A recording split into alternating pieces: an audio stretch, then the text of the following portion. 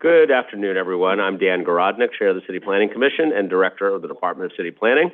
Welcome to today's review session of the City Planning Commission and a belated happy Halloween to all of you. We are joined today by Vice Chair Knuckles, Commissioners Benjamin, Cerullo, Dweck, and Gold on Zoom, Kermani, Marin, Osorio, and Rampersad. Welcome to all of you. Before we get to our agenda, I would just like to go over some recent news from the Department of City Planning. Last week, Mayor Adams' administration held a citywide day of action to share information with everyday New Yorkers about City of Yes for housing opportunity. Over 100 senior administration officials and staffers across city government distributed educational materials, answered questions, and informed New Yorkers about this important initiative to enable the creation of a little bit more housing in every neighborhood. We are facing a citywide housing crisis with historically low vacancy rates in all 5 boroughs, and so our solutions must be citywide as well. Every neighborhood plays its part. We can build a more affordable, inclusive, and equitable city for all that offers people the housing options they need. Thanks to all of the staff who made this possible and to all New Yorkers who met with us to discuss City of Yes. We also unveiled our updated draft Midtown South Mixed-Use Plan, MSMX in other words, to facilitate the production of around 9,700 homes, up to 2,800 of them permanently income-restricted affordable across 42 Manhattan blocks, where housing today is just not permitted. Midtown South is one of the most transit and job-rich areas of the city, but it has long been held back by antiquated zoning that has restricted new housing. Thanks to recent action in Albany to repeal the state's arbitrary 12 FAR cap, we were able to create new high-density residential zoning districts with mandatory inclusionary housing in City of Yes for housing opportunity. Now, for the first time, we are proposing to map these districts as part of the Midtown South plan to deliver more of the homes that New Yorkers urgently need in the heart of the city. The updated MSMX plan is a bold step toward building a more inclusive and dynamic Midtown, and you can learn more about it at midtownsouthplan.nyc. Moving to another neighborhood plan in the works, we've had a busy few weeks of waterfront-focused public engagement in Long Island City. It began with a walking tour from Queensbridge Park to Gantry State Park, in which we discussed opportunities to expand waterfront access and connectivity through the Long Island City Neighborhood Plan. We dived deeper into this topic the following week during an evening waterfront workshop that was similarly well attended. I want to thank everybody who joined us and who shared their thoughts and perspectives. Finally, as I think most of us know, tomorrow's Election Day. I know it has been said often, but this is truly a consequential election for president and everywhere in between. Besides the presidential contest, there are also elections for the United States Senate, New York Assembly, and 6 ballot measures for New York City. I hope many of those in the room and watching this live stream have voted early, but if not, please head to your polling site tomorrow and make your voice heard. On to our agenda for today. We will start with several land use actions related to 2 potential development scenarios for the Western Rail Yards, located on a superblock along West 33rd Street between 11th and 12th Avenues in Hudson Yards. While both proposals would have the same building footprint, they differ in uses. The first scenario is for 3 towers with a gaming facility and hotel, as well as commercial and residential buildings. The second scenario would be a mix of commercial and residential development in up to 5 towers. Both options would also include the creation of a new open space on this block that sits near the 34th Street Hudson Yards 7 train stop. Next, we'll learn about a mixed-use building proposal for 2510 Coney Island Avenue in Sheepshead Bay, Brooklyn. Within walking distance to the Neck Road Q train station and to Mellet Playground, this project contains 60 homes, over 15 of which would be income-restricted or affordable. It would also include ground floor retail. Staying in Brooklyn, we'll head to Crown Heights South in Brooklyn to learn about a proposed mixed-use development at 7399 Empire Boulevard. This 13-story building would include around 260 homes, of which nearly 80 would be income-restricted, affordable, as well as retail on the first 2 floors. Tenants would live only a few blocks from resources like Prospect Park, the Brooklyn Botanic Garden, and the BQ&S subway station. The Commission will next hear details of a project by the Department of Housing Preservation and Development at 1093, 1095 Jerome Avenue in High Bridge in the Bronx. This 100% income-restricted affordable building includes 60 homes with set-asides for low-income seniors and formerly homeless individuals and families. Also before us today is the special permit renewal and site plan modification for the Hebrew Home for the Aged in Riverdale in the Bronx. First approved in 2018 as the city's first continuing care retirement community, this project would contain over 750 skilled nursing facility beds, as well as nearly 400 apartments for older adults. So, with that by way of introduction, let's get started. Madam Secretary, the floor is yours. Good afternoon and welcome to the City Planning Commission Review Session for Monday, November 4th, 2024. The time is 1:08 p.m. and a quorum is present. The first item on our agenda is a certification of a special permit, zoning text amendment, and a modification to a previously approved restricted declaration in Manhattan Community District 4. Our presenter is Abby Ryder. All right, Abby, welcome.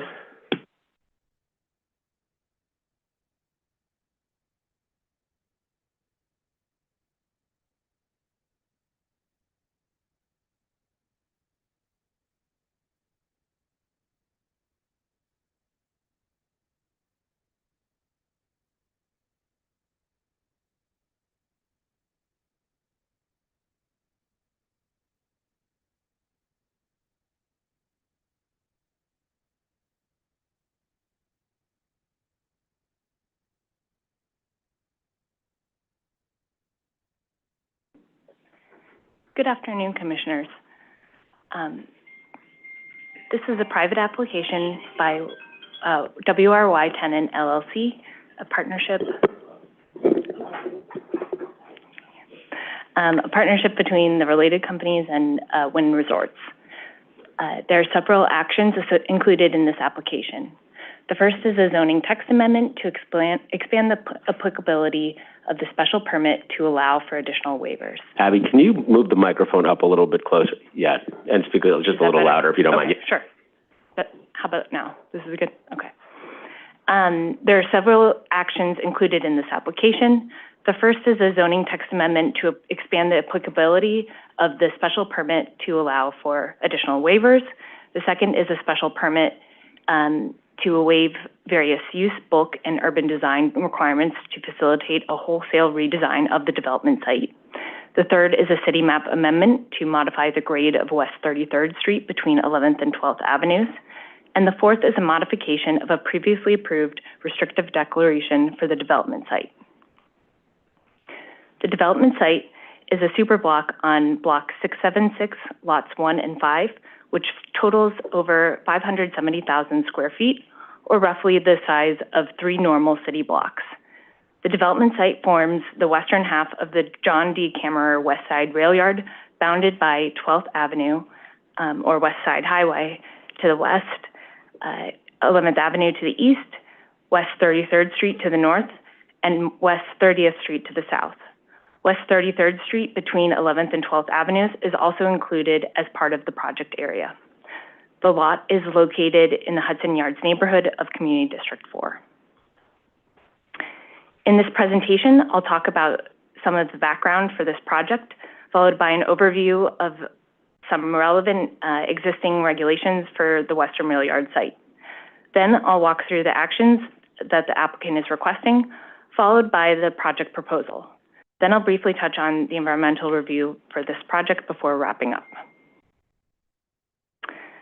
I'm going to walk through a bit of site context and background for Western Rail Yards. In this image, we have a view of the development site, which is currently an open cut rail yard facing west from the sidewalk along the west side of 11th Avenue. Moving south, we have a view of the development site facing northwest from West 30th Street. Behind the construction barrier, you can clearly see the elevated high line across the southern perimeter of the development site. Moving west, here we have a view of the development site facing northeast from the intersection of 12th Avenue and West 30th Street. In the foreground, you again have the high line, and in the background, you can see the high density context of the surrounding area.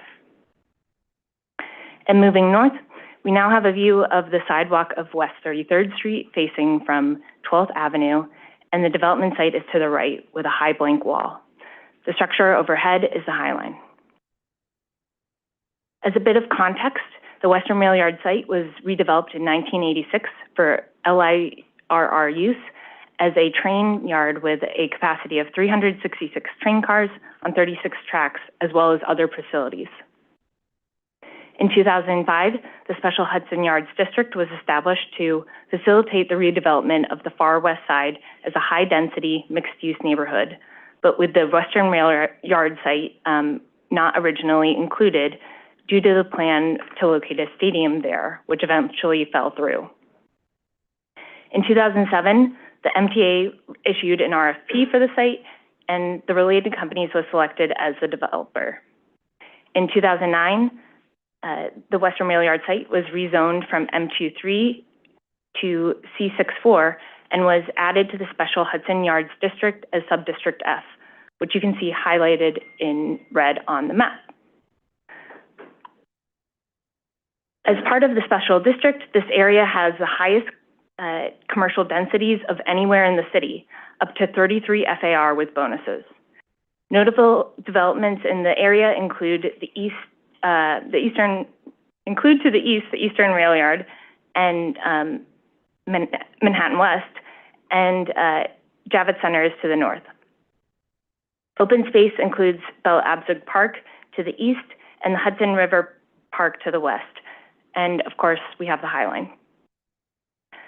In 2023, the state announced the gaming facility license process for 3 downstate casino licenses. Earlier this year, the citywide gaming facility text amendment was approved, allowing gaming facilities with a state gaming license in the zoning resolution for the first time.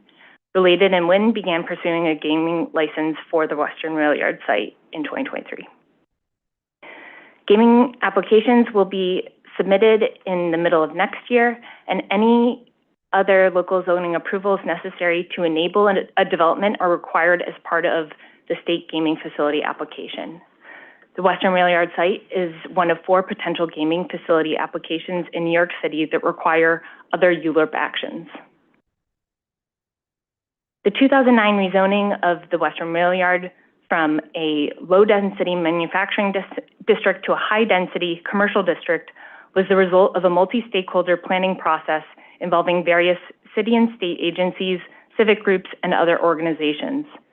Guidelines established by the process to steer the development of the Western Rail Yard site included several urban design principles, including a development containing a mix of uses, buildings organized around at least 5 acres of open space, an active and pedestrian-friendly streetscape, and connecting the site to both the High Line and views of the Hudson River. Subdistrict F of the Special Hudson Yards District allowed a maximum of 10 FAR overall, with a maximum FAR for residential and commercial uses limited to 8 FAR, and community facility uses limited to 2 FAR. In its consideration of the application, the Commission found that the Western Rail Yard was an appropriate location for a flexible mix of residential, commercial, and community facility uses at a range of densities. The image on the left of your screen, you can see an illustrative massing of the approved zoning with 8 buildings, 7 of which are shown as primarily residential. While the regulations established in 2009 allowed up to 8 FAR for commercial uses, the plans at the time contemplated primarily residential development. The illustrative site plan on the right shows the 6 sites where the buildings could be located. You can see how the open space network that starts with Bella Abzug Park to the north and Eastern Rail Yard to the east is continued on the Western Rail Yard site as a more expansive green space counterpoint to the neighboring Eastern Rail Yard site. Note that the plan for the Western Rail Yard was developed before most of Hudson Yards began to take shape. Since the rezoning, the Eastern Rail Yard site has been built out. Lessons learned from that project with respect to engineering challenges, shifting market conditions, and the opportunity presented by the state gaming license have prompted the applicant to seek an update to the original plan. These host of factors for an updated development site have prompted what the image you see on the left.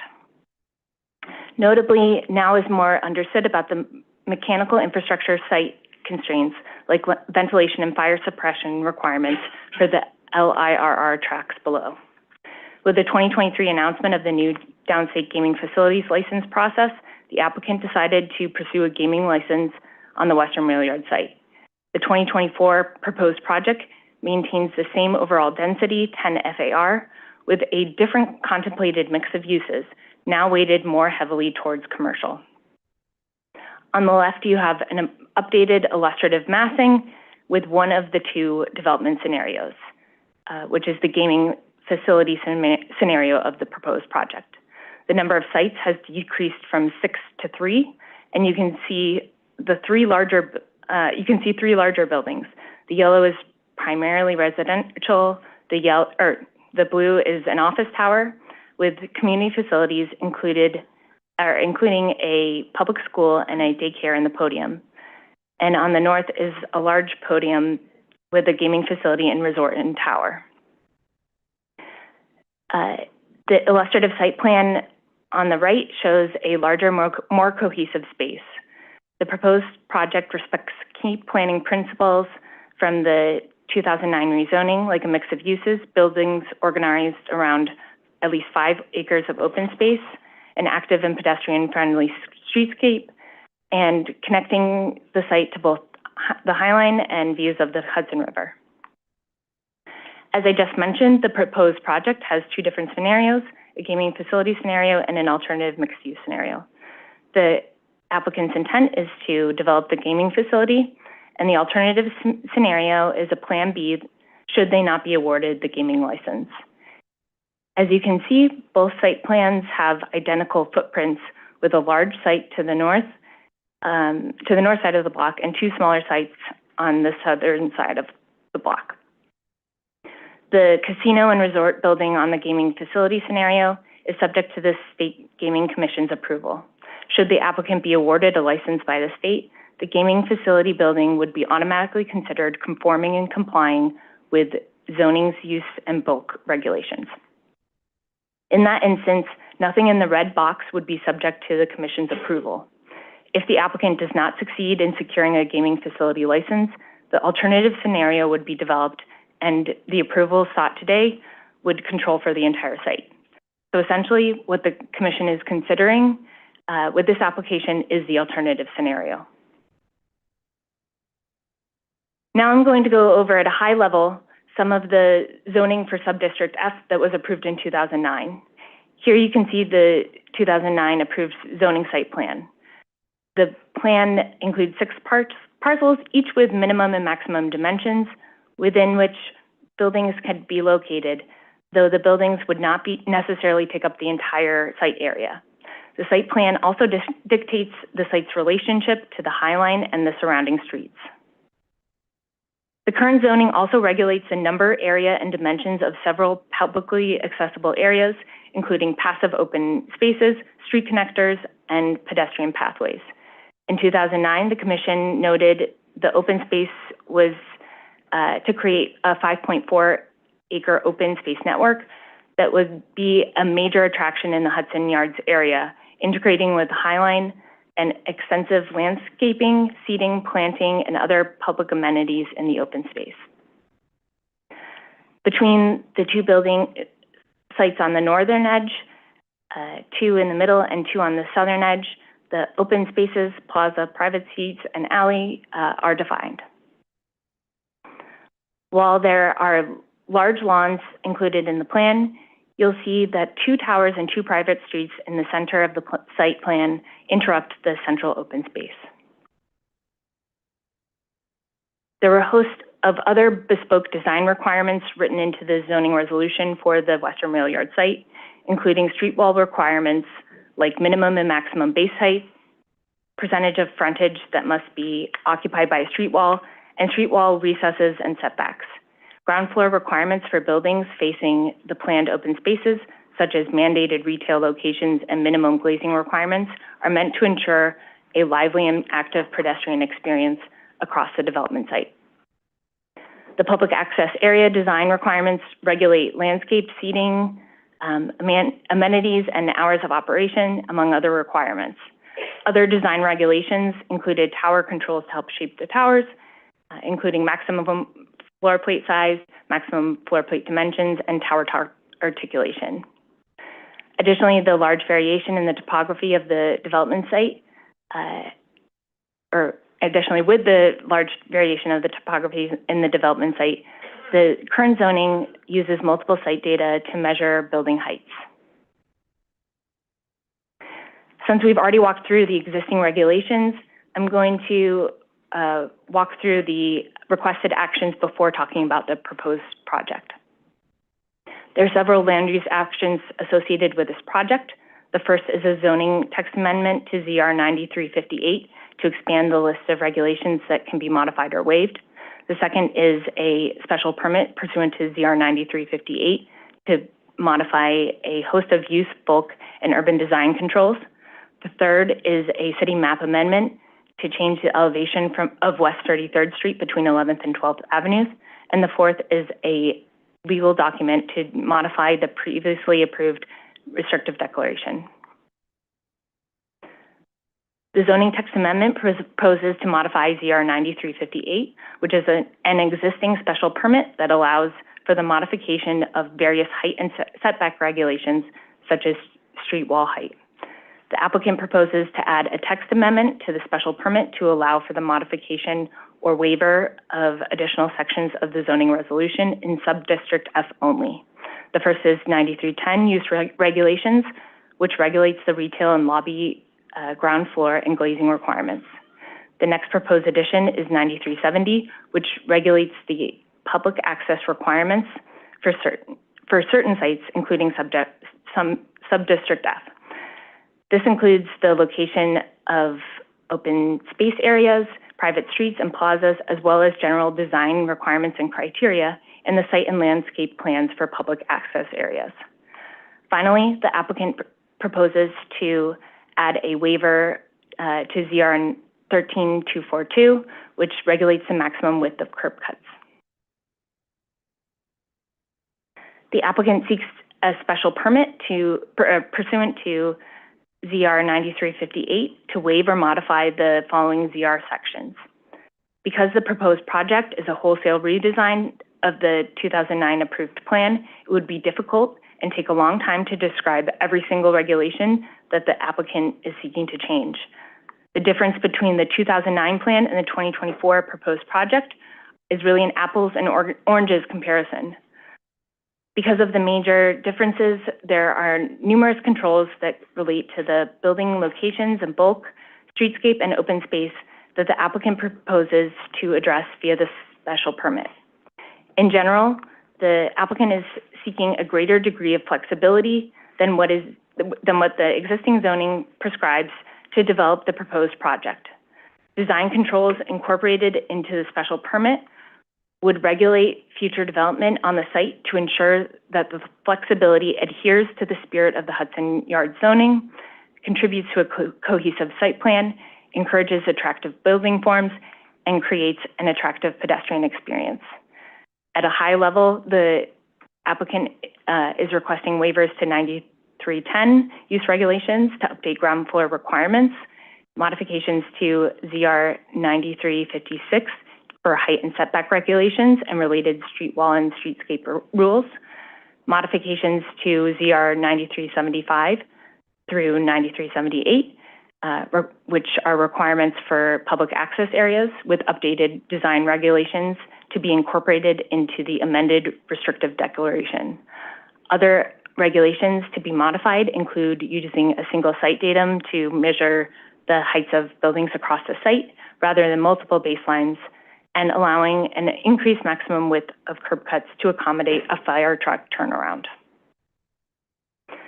Here we have a side-by-side comparison of the existing site plan for Subdistrict F and the proposed site plan included in the special permit. On the left, you can see the existing plan with the 6 parcels in darker gray. On the right, you can see the proposed plan with a total of only 3 parcels. As mentioned earlier, the sites shown are not depicting the final building footprints, but rather the maximum dimensions and location for each building on the development site. Notably, you can see that the middle 2 sites have been eliminated from the site plan, and at the northern edge, where the 2009 plan contemplated 2 smaller sites, the proposed site plan shows a single large site. The 2009 plan was approved before all engineering constraints related to the LIRR infrastructure were fully understood. Based on the applicant's understanding of the infrastructure needs, especially the ventilation requirements that must be located above the tracks, the applicant is now proposing a single large podium in both development scenarios to accommodate that infrastructure.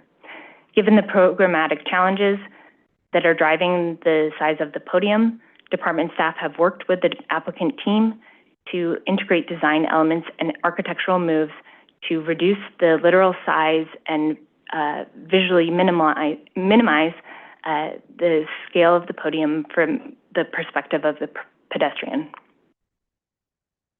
The illustrative image on this slide shows a view facing east from 12th Avenue, looking at the Site C podium. You can see the southwest corner of the podium has been notched out, creating additional open space that transitions to the elevation of the High Line. This also provides visual relief from the size of the podium in addition to the required articulation. The notch out of the southwest corner of the podium is included in the site plan for both the gaming facility scenario and the alternative scenario, and the recesses and articulation along the length of the facade are required elements. In this image, you can see the interconnected infrastructure for the Long Island Railroad and other back-of-house areas in bright blue. The large ventilation shaft is roughly the middle of the development site, and as well as smaller shafts and other infrastructure are located throughout the podium. Under normal circumstances, again, this infrastructure would be below ground, but because of the tracks, it must be incorporated above ground. Now let's look at the 2009 approved public access area plan and the proposed PAA plan. On the left, you see that in addition to the 3 different open space areas, there are 2 private streets and 2 buildings in the mid-block area. In contrast, the proposed open space plan on the right is more contiguous and creates more usable open space that's uninterrupted by streets and pathways. This is in contrast to the eastern rail yard, which is generally more fragmented and interrupted by hardscape. The open space requirements that exist in the zoning resolution today include regulations like minimum dimensions, requirements for lawn area and playground, and design criteria for things like the amount of seating and tree plantings. Regulations also include provisions for permanent structures and amenities. The 2009 approved zoning lays out the approval framework that's required for the public open space. Prior to obtaining building permits, the chair of the CPC must certify that the final design and landscape and phasing plans for the public open space comply with the applicable requirements. Given the complete redesign of the open space, including the elimination of the private streets, it was a more straightforward approach from the department's perspective to waive the open space requirements in the zoning resolution via the special permit and relocate the open space design requirements and chair certification framework to the restrictive declaration. The proposed design requirements would largely meet or exceed the current regulations, but reflect an updated vision of the open space. To facilitate the proposed project, bulk and urban design requirements and controls are modified via the special permit. Again, this is a wholesale redesign of the development site, and there are too many discrete waivers to go through each on a site-by-site basis. At a high level, these updates include height regulations, new ground floor requirements, minimum retail requirements, lobby allowances, and transparency requirements. There are updates to the street wall regulations, including minimum and maximum base heights, percentage of frontage that must be occupied by a street wall recesses, and setbacks, among other treatments for blank walls and mechanical infrastructure requirements. Updates to the tower controls include new maximum floor plate size and dimension requirements. Again, it will take too long to explain every single waiver, but we do want to provide a couple of examples to give you a sense of the type and scale of changes that are being proposed. So let's walk through an example comparing one of the regulations, looking at the site in the southeast corner of the 2009 approved zoning, which is Site 6, compared to the 2024 proposal, which is Site B. In the 2009 plan, the regulations allow for a maximum total floor plate of 25,000 square feet and allow for up to 2 towers. The maximum east-west length is 160 feet, and the maximum north-south length is 110 feet. In the 2024 proposal, the maximum floor plate is over 47,000 square feet, and 1 tower is permitted. The maximum east-west length is 280 feet, and the maximum north-south length is 170 feet. These proposed floor plate regulations in the special permit reflect the updated proposal for the site in the southeast corner, while still providing comparable controls on the development to the 2009 plan. As another example of how the regulations are changing, let's look at how street wall recesses are handled. In the 2009 approved zoning, 20% of street walls on sites 1 and 2 are required to be recessed, and the maximum percentage of the street wall that can be recessed is 30%. In the proposed special permit for Site C, which you can see in the drawing on the right, it can initially look concerning that it appears that the entire podium is waiving street wall recess and articulation regulations, which is what the red hatch on the drawing indicates. However, it is not the case that the applicant is being given carte blanche to completely disregard articulation requirements. A closer look will show you that the required street wall recesses are now controlled via urban design control notes located on the special permit drawing itself, which you can see on the right and are very detailed. So in essence, we're swapping one set of prescriptive regulations for another set of prescriptive regulations and locating it in a different place. And this is a consistent theme across all proposed waivers. This will ensure that a high-quality architectural design and pedestrian experience would still be provided for in the proposed project. And here you can see an illustrative rendering showing how the proposed street wall recess requirements would be expressed on the future Site C podium.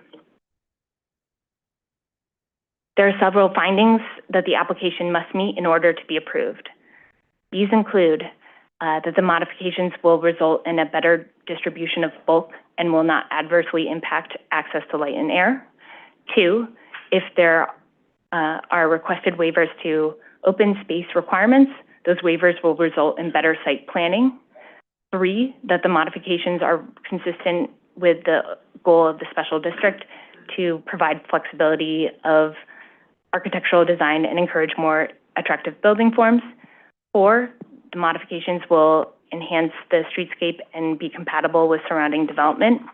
And 5, with respect to the waiver of maximum curb cut width specifically, the request is necessary to accommodate a fire truck. The next action is a related city map amendment to change the grade of West 33rd Street between 11th and 12th Avenues.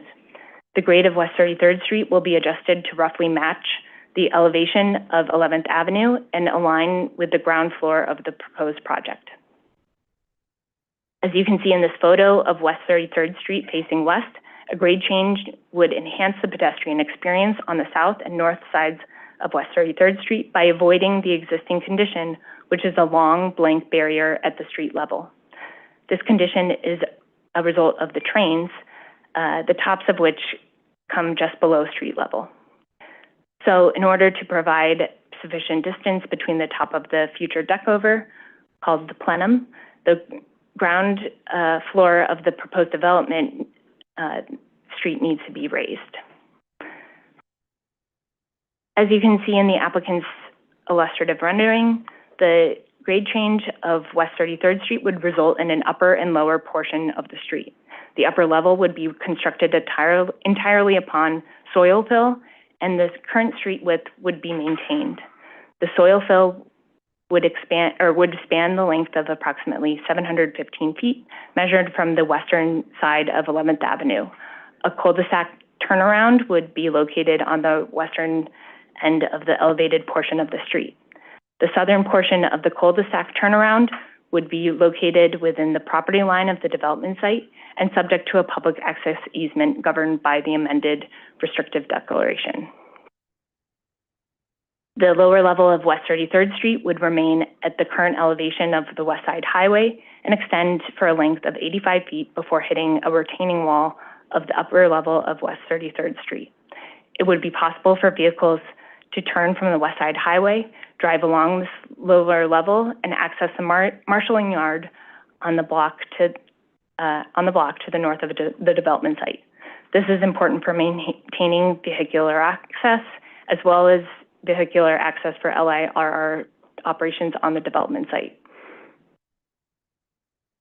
Finally, in this illustrative rendering, you can see a public staircase and elevator on the south of West 33rd Street, which would provide ADA compliant connection from the lower portion of West 33rd Street to the upper portion.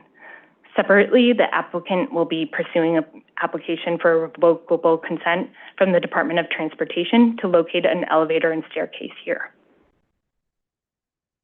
And here we have an illustrative rendering of the elevated West 33rd Street that allows for pedestrian and vehicular access to the ground floor of the Site C building.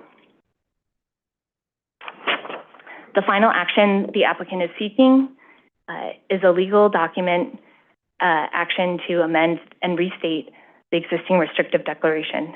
The current restrictive declaration contains commitments from the points of agreement with the city and the applicant from the 2009 rezoning, and includes mitigation measures related to hazardous materials, air quality and noise attenuation, and historic resources identified in the 2009 FEIS.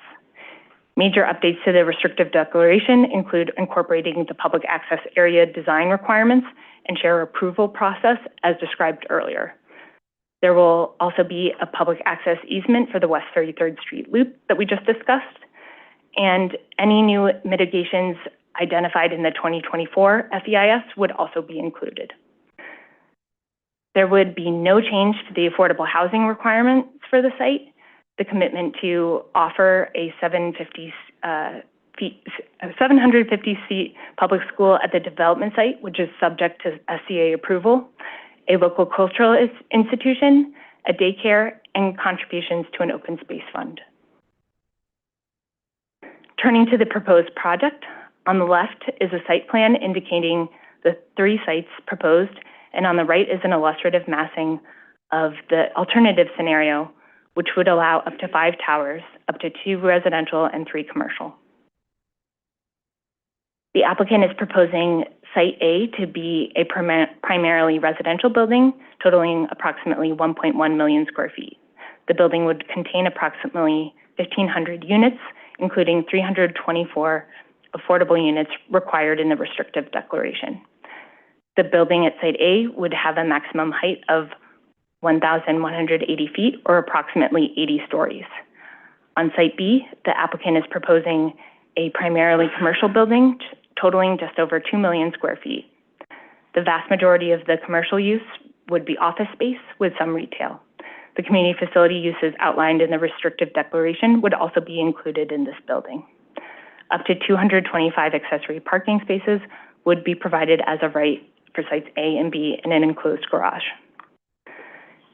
In the alternative scenario, Site C is subject to the Commission's approval.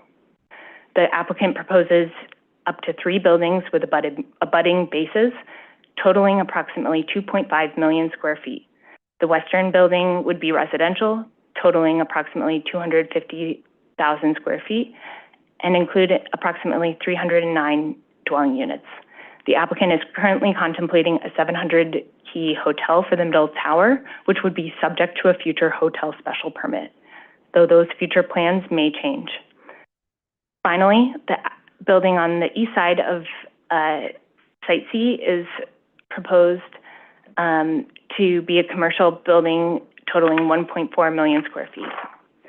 The applicant is proposing a maximum height of the residential and potential hotel buildings of up to 835 square feet and 1,194 feet for the commercial building on the east side. Site C would include up to 450 parking spaces as of right for accessory residential and commercial uses. And the proposed project for the gaming facility scenario, which is the applicant's preferred scenario and subject to a separate gaming facility license, is a gaming and resort building totaling approximately 2.5 million square feet. The podium would include casino gaming uses, as well as a ballroom, conference space, food and beverage, retail, and LIRR infrastructure. The tower would contain approximately 1,700 hotel rooms and ancillary uses. The tower height would be under 1,200 feet, or approximately 80 stories. Finally, the proposed project would involve a major redesign of the open space of the development site, which totals over 5.63 acres, including the High Line. The cohesive design includes interconnected lawns, landscaped areas, walking paths, seating areas, plazas, and a dog run. In addition to landscape seating, lighting, and paving, the open area would include other amenities such as bicycle parking and public restrooms. On the slide, you can see a view facing from the Hudson River, looking at the central open space. As a reminder, while the Commission is approving the PAA design guidelines, which will live in the restrictive declaration, the final construction landscape plans will be subject to a future chair certification, which is the same process currently written into the zoning resolution. And as a note on the environmental review, an EIS was conducted with DCP acting on behalf of the CPC as the lead agency. The notice of completion for the draft environmental impact statement was issued on November 1st, 2024. The DEIS identifies significant adverse impacts related to shadows, transportation, air quality, and construction. Possible mitigation measures are identified in the DEIS and will be explored further between the DEIS and final EIS. In summary, this application is meant to facilitate a redesign of the Western Rail Yards and Hudson Yards with a proposed development including two scenarios with the same site plan, one with a gaming facility with 3 towers and an alternative mixed-use scenario with up to 5 towers. This concludes my presentation, and I'm happy to take any questions. Great, thank you very much. Before I turn to questions from my colleagues, let me just ask a few clarifying points myself. So we have 2 scenarios here. We have a gaming facility scenario and we have a non-gaming facility scenario. In the gaming facility scenario, the north building, which you hopefully put an X through, red X through in the presentation, is the one that would be subject to evaluation by the state's independent process, correct? Correct. In that scenario, is there any further action needed for the other 2 buildings that remain on the site, remain previously approved on the site, for us to consider, or is there something more that we need to do in the gaming facility scenario? In the gaming facility scenario, the rest of the site would still be subject to the Commission's approval. The site plan, or this entire application would include everything outside of the Site C podium in the gaming facility scenario. So in either case, it's regulating open space requirements, Site A and Site B. That's before the Commission today. But maybe I'm misunderstanding your question. Well, no, I think you understood it correctly. I'm just not sure I understood your answer, so I just want to make sure that I do. So the site, Subdistrict F, was approved in 2009. It had a variety of different buildings, 6 of them, a couple of them in the north, a couple of them in the middle, and a couple of them in the south. For the purpose of gaming facility application, the big building with the podium is evaluated by the state. Is the entire site evaluated by the state, or is just that one building evaluated by the state? Not to my knowledge, but I'm not an expert on the gaming facility license process. You want to respond? Go ahead. Andy's coming up. That's my understanding as well, is that the Gaming Facility Commission their purview is only related to the building itself, which contains the resort and casino. But I'm not 100% on that. They could be looking at the entire proposal for the zoning lot, but I understand. But for the purposes of what this commission is evaluating, is there anything for us to evaluate in the gaming facility scenario? Is there anything proposed to be changed from what previously had been approved? Hi, Susan. Welcome. Hi. I've gotten us into plenty of trouble when Susan appears. On the question of what the gaming facility will be looking at, we expect that they will be looking at only the gaming facility part of this and not the other structures. Okay. So does that mean that these 2 buildings on the southern end of the site would be the ones that were previously approved back in 2009? Is there any action that the commission is being asked to take here relative to the rest of the site in the gaming facility scenario, is really what I'm asking. And the answer to that is the answer yes. is yes. Okay, can you tell us what that is? You're being asked to consider the full extent of the site outside of the red box. So amending all of the things, including the open space and size of buildings and things like that had previously been approved in 2009 to accommodate a new design of the entire site. Is that correct? Exactly. Okay. All right. Now,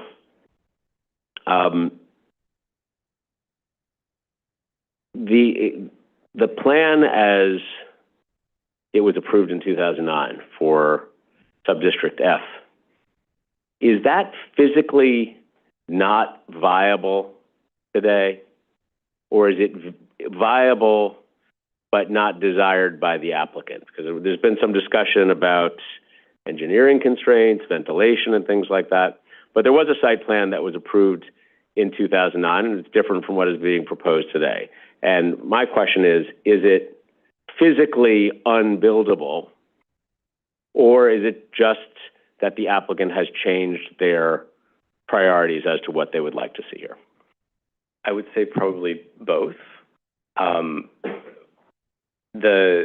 I think just when this proposal was approved in the late aughts, the rest of the Hudson Yards was not built out. The eastern rail yards had not really been decked over yet, and the developers at the time didn't sort of fully appreciate the constraints of the fire suppression systems, all of the other infrastructure related to the Long Island Railroad that would need to be part of this sort of larger plenum and podium, which is why there's one contiguous podium today versus 2 smaller sites. I think the update to the plan also reflects obviously the applicant's desire to now pursue this gaming facility license, and I think due to sort of the programmatic exigencies of that type of use, resort, large casino gaming floors, et cetera, they're seeking a larger singular podium. So I certainly understand that in the gaming facility scenario, but now I'm going to focus our attention for the purpose of this conversation with the non-gaming facility scenario, where what has been proposed is a podium which seems, at least looks to me, to be exactly the same dimensions as the casino scenario. Why is that? Why is the podium so significant in the non-gaming scenario? And did the applicant consider breaking up that bulk, leaving that mid-block connection that existed back in the 2009 plan?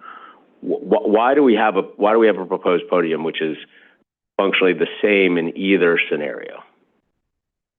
I think we'd probably have to defer a comprehensive answer to that to the applicant. I think, over the past year plus, we've been working really closely, really well with the applicant to come up with some design moves, some other treatments to break up that massing and, potentially push them to break it up into potentially multiple smaller sites instead of a single podium.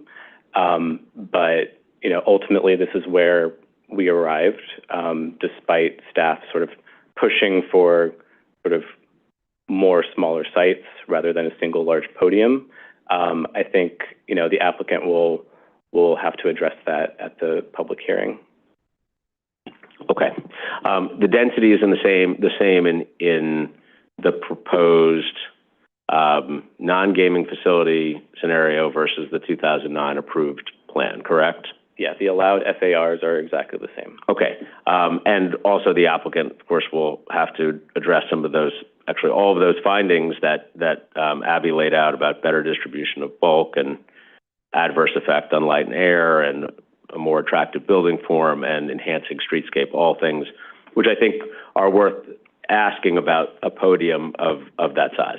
Okay, my last question, then I'm going to go, well, maybe the last two questions, then I'm going to go to Commissioner Benjamin. At the end of 33rd Street, there is a cul-de-sac, and there was an image of it. Yeah, that's the one.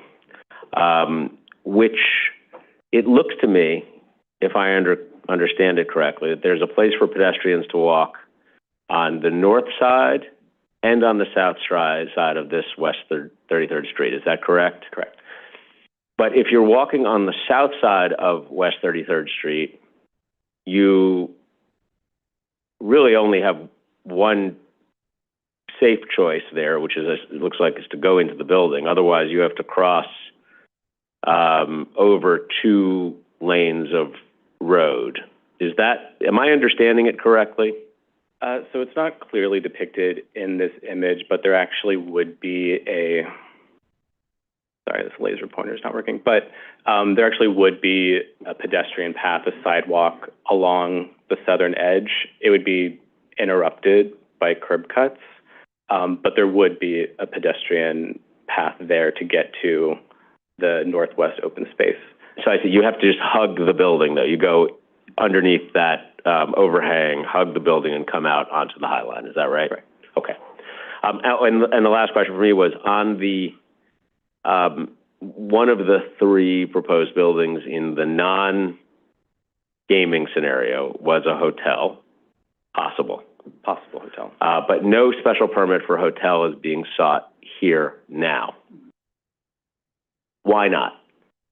I think just, given the state licensing process, that it would be premature to spend the time and resources to seek a separate hotel special permit when that's not necessarily the applicant's ultimate intent at the end of the day.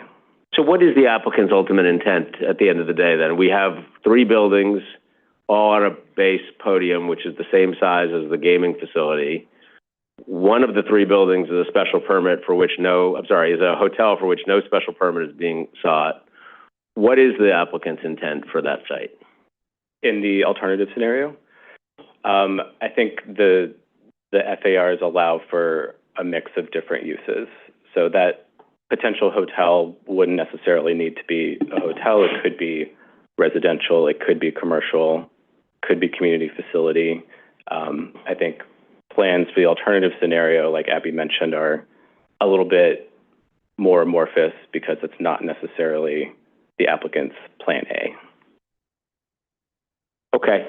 Well, I will note we're being asked to evaluate this as if it were the only plan. We recognize that it may not be the preferred choice for the applicant, but we do have to get it straight here to make sure we understand what we're dealing with. All right, let me go off to Commissioner Benjamin and then Vice Chair Knuckles. Thank you so much for the presentation. It was very helpful. I am confused about some things, though, and I have basically 5 questions. I can tell you all 5 first, Or I can Let's do it go one one by at a one? time. Okay. The first one is that the way I read the documents in my recollection is that in the original proposal, the 2007, we were getting 431 affordable units. And that in this alternate C scenario, we're getting 324. Is that correct? No, that's not correct. There were, as part of the points of agreement in the 2009 rezoning, the applicant was obliged to provide 324 affordable units, and they're going to satisfy that 324 requirement. What happened to the original 2007, I think, 431 units? Sorry. The eastern rail yards also had to satisfy an affordable housing requirements, and my understanding is that those were already built. Okay. So, and I'm assuming, as an A to that question, that is why if the developer doesn't get the gaming license and does alternative C and does the additional 300 units of housing, there will be no affordable housing as part of that. Is that? No, in either scenario, the developer is obligated to provide those additional 324 affordable units. But if we get this alternate C, and if the developer builds C3, which is residential, that will be a total market rate development. Is that correct? Potentially. Right now, the applicant is proposing to include those 324 units in Site A, which is the... Right, I understand that. Right. But we get that irrespective of whether Site C is a gaming facility or whether Site C is never developed. Correct. So I'm asking about the alternative Site C3. Is there any additional affordable housing as part of that? And in Site C1, if they decide to do some part of it residential, will there be additional affordable housing requirements? There would not be an affordable housing requirement. There is an inclusionary housing incentive that would allow them to obtain additional FAR if they were to include affordable housing. And which is separate and apart from the right, but is that analyzed somewhere that we can, what this would look like if they utilize the inclusionary housing bonus? No, I don't believe it's analyzed anywhere. Could we ask them to we can look at definitely that? ask for that, yeah. Okay. Number two is, I'm not sure I understand the interaction of the Site C gaming and the LIRR. I understand the LIRR is down through the middle of what would have been 31st, 32nd, and part of an edge of 33rd. But I don't really understand how they relate to each other. For instance, if the ventilation is the ventilation proposed to be passive or active ventilation from the Long Island Railroad? So just directing the Commission's attention. So if you look at the dark black bounding box along the southern portion, that's essentially terra firma. Right. Everything else north of that is basically the rail yard. The rail cut. And I believe, the infrastructure is extensive. I believe it's, it's active ventilation, it's fans, it's blowers, it's suppression systems. Right, and that leads to my question about how pleasant will it be to sit in the open space while that ventilation is going on if it's active ventilation with blowers and other things is that going to make that space at all really usable? I think that's definitely something the applicant will have to speak to. Okay, and possibly when they're considering that, in the open space, it does not appear that any of it is active open space. There are some, and this isn't a good diagram because... Well, that's 2009. Old, right. So. But yes, there is some active open space. There's a playground, I believe. There's space dedicated to pickleball or tennis courts, things like that. Okay, because it wasn't called out, and I didn't see on the plans an active designation. Right. We talked a lot about the lawns and the seating. Right. I think, you know, these plans are Yes. illustrative, but there is a requirement that they include, or my understanding is that there is a requirement that they include some sort of active space like a playground or something like that. Because there was some discussion about the school using some outdoor space, but I don't see where that happens. So if maybe we could get a more dimensioned open space graphic. I'm not saying they have to do a full plan, but if we could get a graphic that showed open versus lawn versus what may be the school's open space, I think that would be helpful to many of us. Right. We can definitely ask the applicant to provide that. And also in the interaction of the gaming and the Long Island Railroad, I'd like to understand more of the transparency requirements above and in the plenum.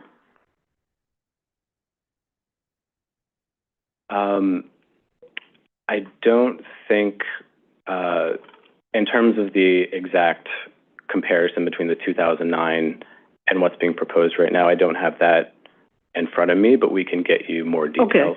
Okay, that would help my analysis. And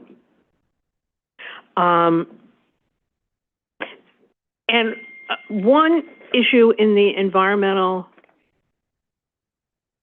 review is there's a discussion of monitoring being considered mitigation for the shadow impacts. Monitoring their occurrence, is that something that, it's not something I've seen before? It does that monitoring and then changing perhaps the vegetation or flora as a result of the what the monitoring showed. Is that a new kind of mitigation that or is it not mitigation, it's just something else? Hello, Stephanie Slew, Director of Environmental. Great question. Monitoring is something that we have used before, so it's not a first time shown here. And it is something that allows mitigation to be kind of tailored over time. So it's not just, you know, make this intervention and hope it works, but it's more, has more longevity to make sure that any interventions to make sure that plants in the open space can thrive are successful. So it's not just replace them with shade-tolerant plants and hope it works out, but, you know, have those points in time to check in and make sure the environment is still thriving. And who would monitor? Usually it's a relationship between the Parks Department and the applicant, but we're still working out those details, and it should be more finalized by the FEIS. Okay, thank you. And last, I'm curious about the West 33rd Street.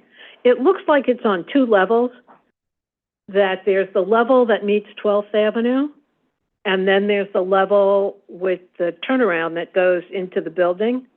If I'm a car, that little yellow car that's driving up 12th Avenue and that wants to go down 33rd Street.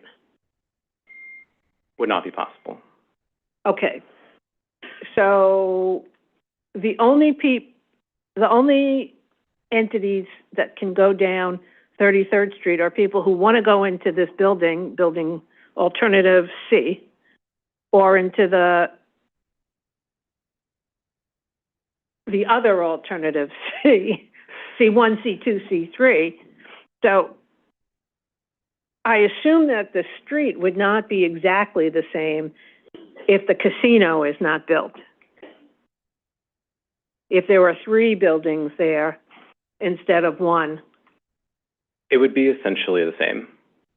I think the location of the curb cuts would vary a little bit, just given ingress and egress differences between the buildings, but the street itself would be largely the same. So we're largely closing 33rd Street. Is that correct? It would be a dead end.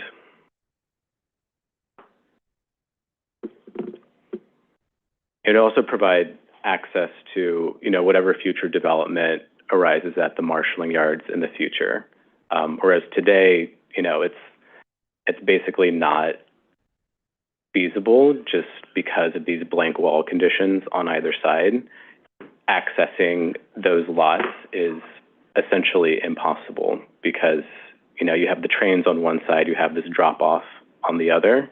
And so the street sort of needs to be elevated in order to have a ground floor that's accessible to pedestrians. What will 12th Avenue look like?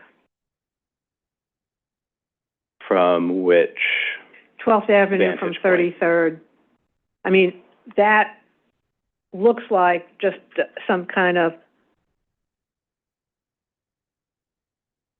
wall, a blank wall, so that you don't see the trains. Is that all we're going to get? So that's basically what the condition is today. Yeah, correct. And it looks like that's what it's going to be in the future?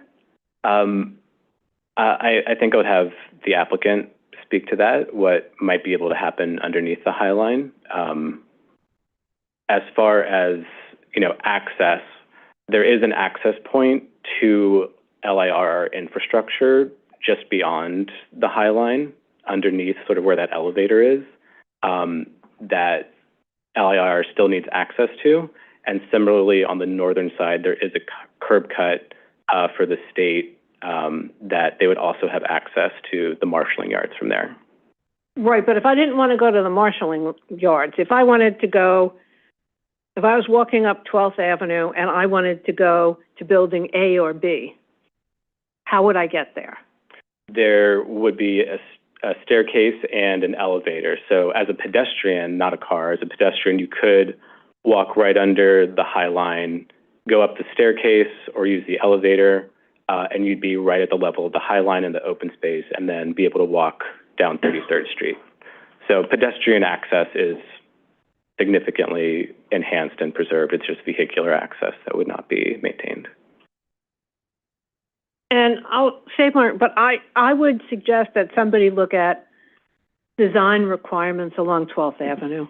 I mean, we've said we don't like the wall, basically, that's on 33rd Street now, but it seems like we're okay with the wall being on 12th Avenue. So maybe somebody can take a look at that. Thank you. Thanks, Commissioner. Vice Chair Knuckles. So just in response to that, the MTA is constructing a flood wall, which I believe will necessitate sort of that blank wall condition there underneath the High Line, but I can have the applicant speak more to that. Or the MTA. I mean, there are designs that would be compatible with a flood wall that would not look so scary. Thank you. Mr. Vice Chairman. Yeah. I just wanted to pick up on the question of Commissioner Benjamin. I just want to make sure I understand. So, pedestrian vehicles really cannot or should not utilize that service entrance, right? Because you can't go from 12th Avenue through to 11th Avenue, right? That's right. Private vehicles would not be able to get to 11th Avenue. Right. So when you go in that service entrance, how does one come out? Either the vehicle would need to turn around within the site itself and come back out, or exit a different route. What would be the different route? For which site? For the development site or for the marshalling yard? I think the Vice Chairman's asking if you go in up at 12th Avenue. Yeah. Right. And you want to escape after you've entered, you mentioned you can turn around and come back out on 12th Avenue, but is there another exit point to make an escape here if you're entering from 12th Avenue, or is that your only way in and out? I know the marshalling yard has another curb cut on the north side of the block, but for the south side of the block for the development site, I'm not quite sure. We can have the applicant speak to that. Okay. And I can't access my file for some reason. So what takes place in what is marshaled in the yard? Currently, not much. I believe the Empire State Development Corporation is the owner of that site. They have plans to release an RFP in the near future, but currently it's staging for construction, different things like that. Actually. Okay. Could we go back to the screen with the alternative scenarios?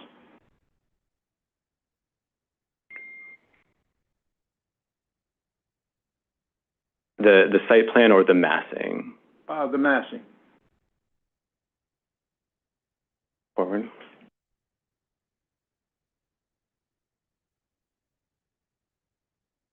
Yeah, so in the non-gaming facility scenario, what's contemplated is, several million square feet of commercial office space. Correct? The allowable FARs are flexible and allows them to build, commercial or residential or a mix of the two. Right, but as contemplated, it would be weighted more heavily towards commercial. So if market realities dictate otherwise, and they decide that they want to do housing rather than commercial, they have to come back before us? Not necessarily, as long as they keep their floor plates within the designated sizes.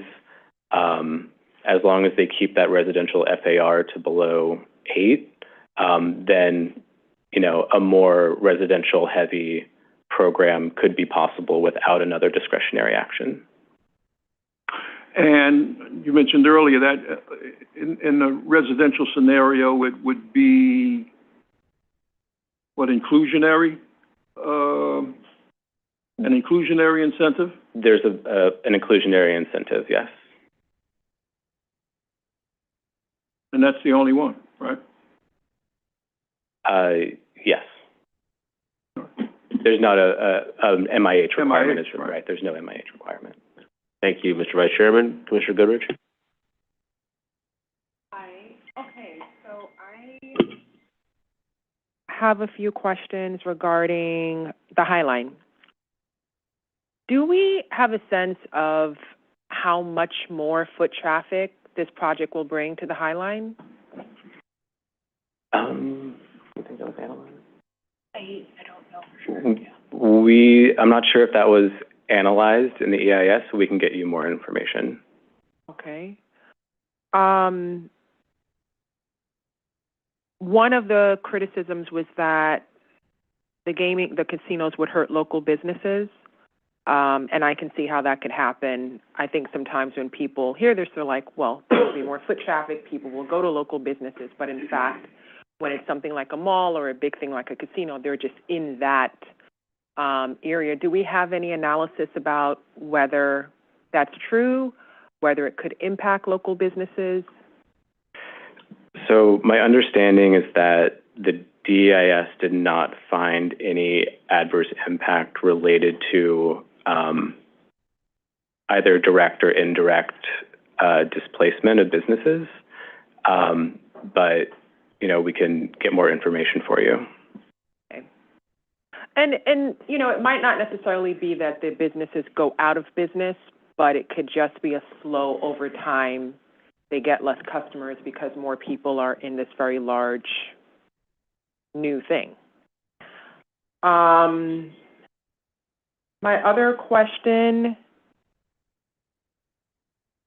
You know, I have, as I think everyone here knows, I have a strong love of green spaces in New York City because we don't have much of it, and so the little bit that we have is precious. So about the High Line again, the shadow impacts, do we have a sense of how severe they would be on the nearby High Line?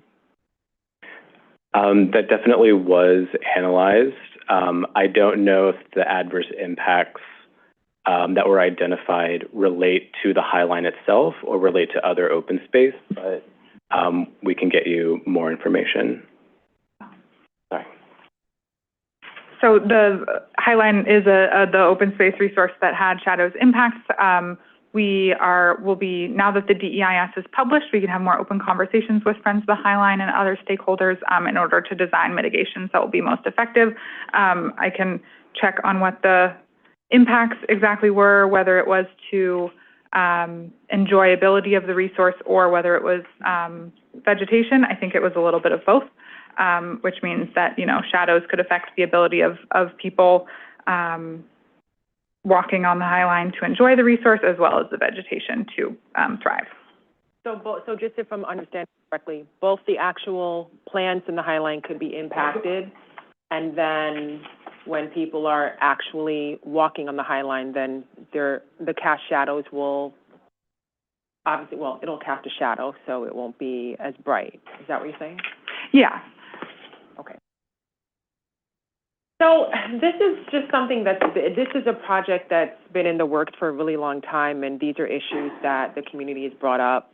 I mean, they're not new. I'm not bringing up anything new, and so I'm just wondering if the developer has, I mean, they'll come and they'll speak to it, but I'm wondering if the developer has addressed any of this at all.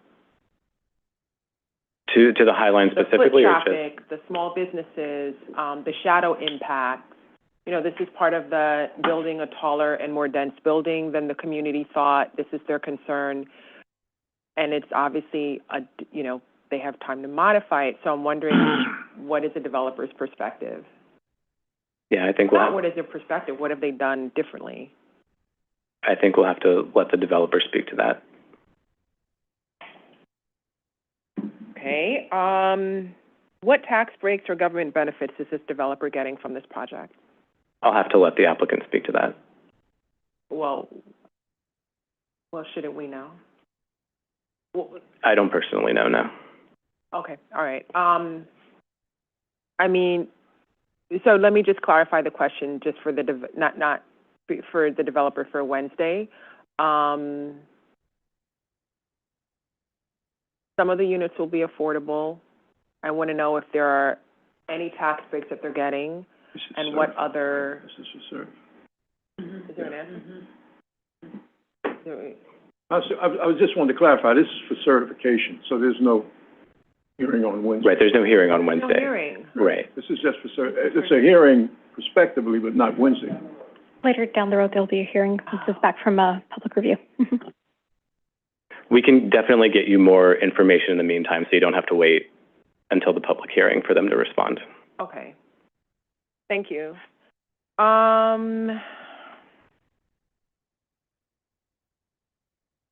Okay, I will ask one more question.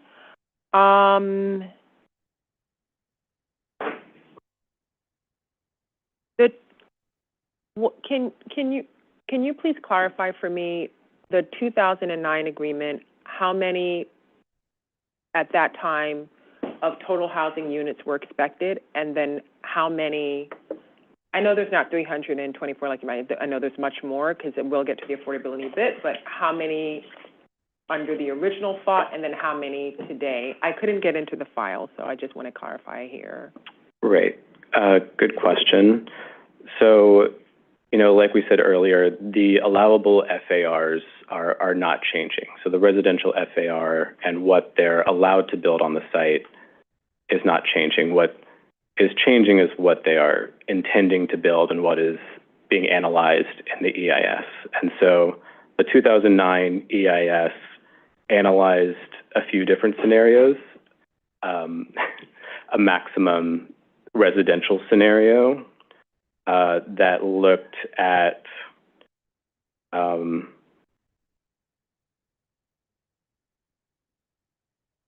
around 5,700 residential units maximum. That was 2009. Okay. The maximum commercial scenario, under that scenario, it was a little under 2,000 residential units. So a huge, delta between the maximum commercial scenario and the maximum residential scenario. And that's because that space will be used for the casino that under the original plan was not part of, right? No, sorry, those numbers that I just quoted, those were both from the 2009 FEIS. So it analyzed two different scenarios, one with more residential, one with more commercial. And that's because the range of allowable FARs is very flexible. It's 8 FAR for residential, 8 FAR for commercial. So that's why they were both analyzed. Okay, so 5,700 under the, I don't know if anyone else has questions, so I'll sum up, but 5,700 under the original one, and then how many today? Today, the with action scenario has about 1,500 and change. Do we have any idea about the affordability, the income eligibility for the affordability one, like the AMI that they're anticipating? I don't have that information on hand. We can get that to you. Okay, that's all my questions. Thank you, Commissioner. Commissioner Osorio. Thank you, Chair.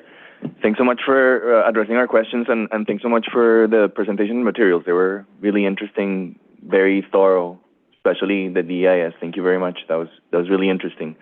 I wanted to build on a couple of my colleagues' questions, particularly as they relate to the findings of the DEIS.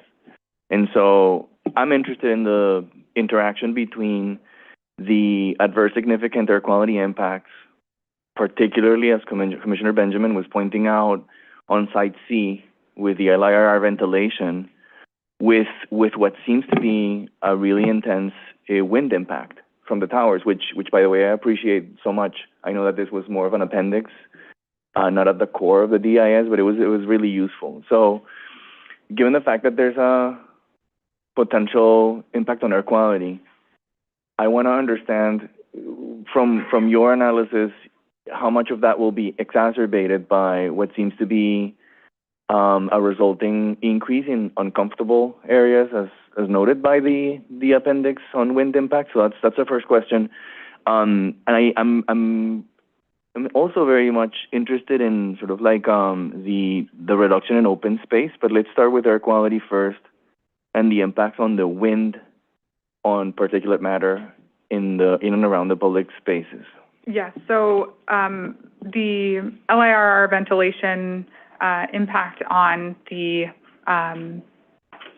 sensitive receptors and the open spaces we anticipate being further analyzed between the DEIS and the FEIS, and working with the applicant to identify control measures that may ameliorate that emission source, so that it's at a much lower concentration that would be. So I think that's a great point about how the wind analysis works in tandem with that, and so we'll make sure that's incorporated into the refinements of that analysis to make sure that we're identifying how, the widespreadness of that issue.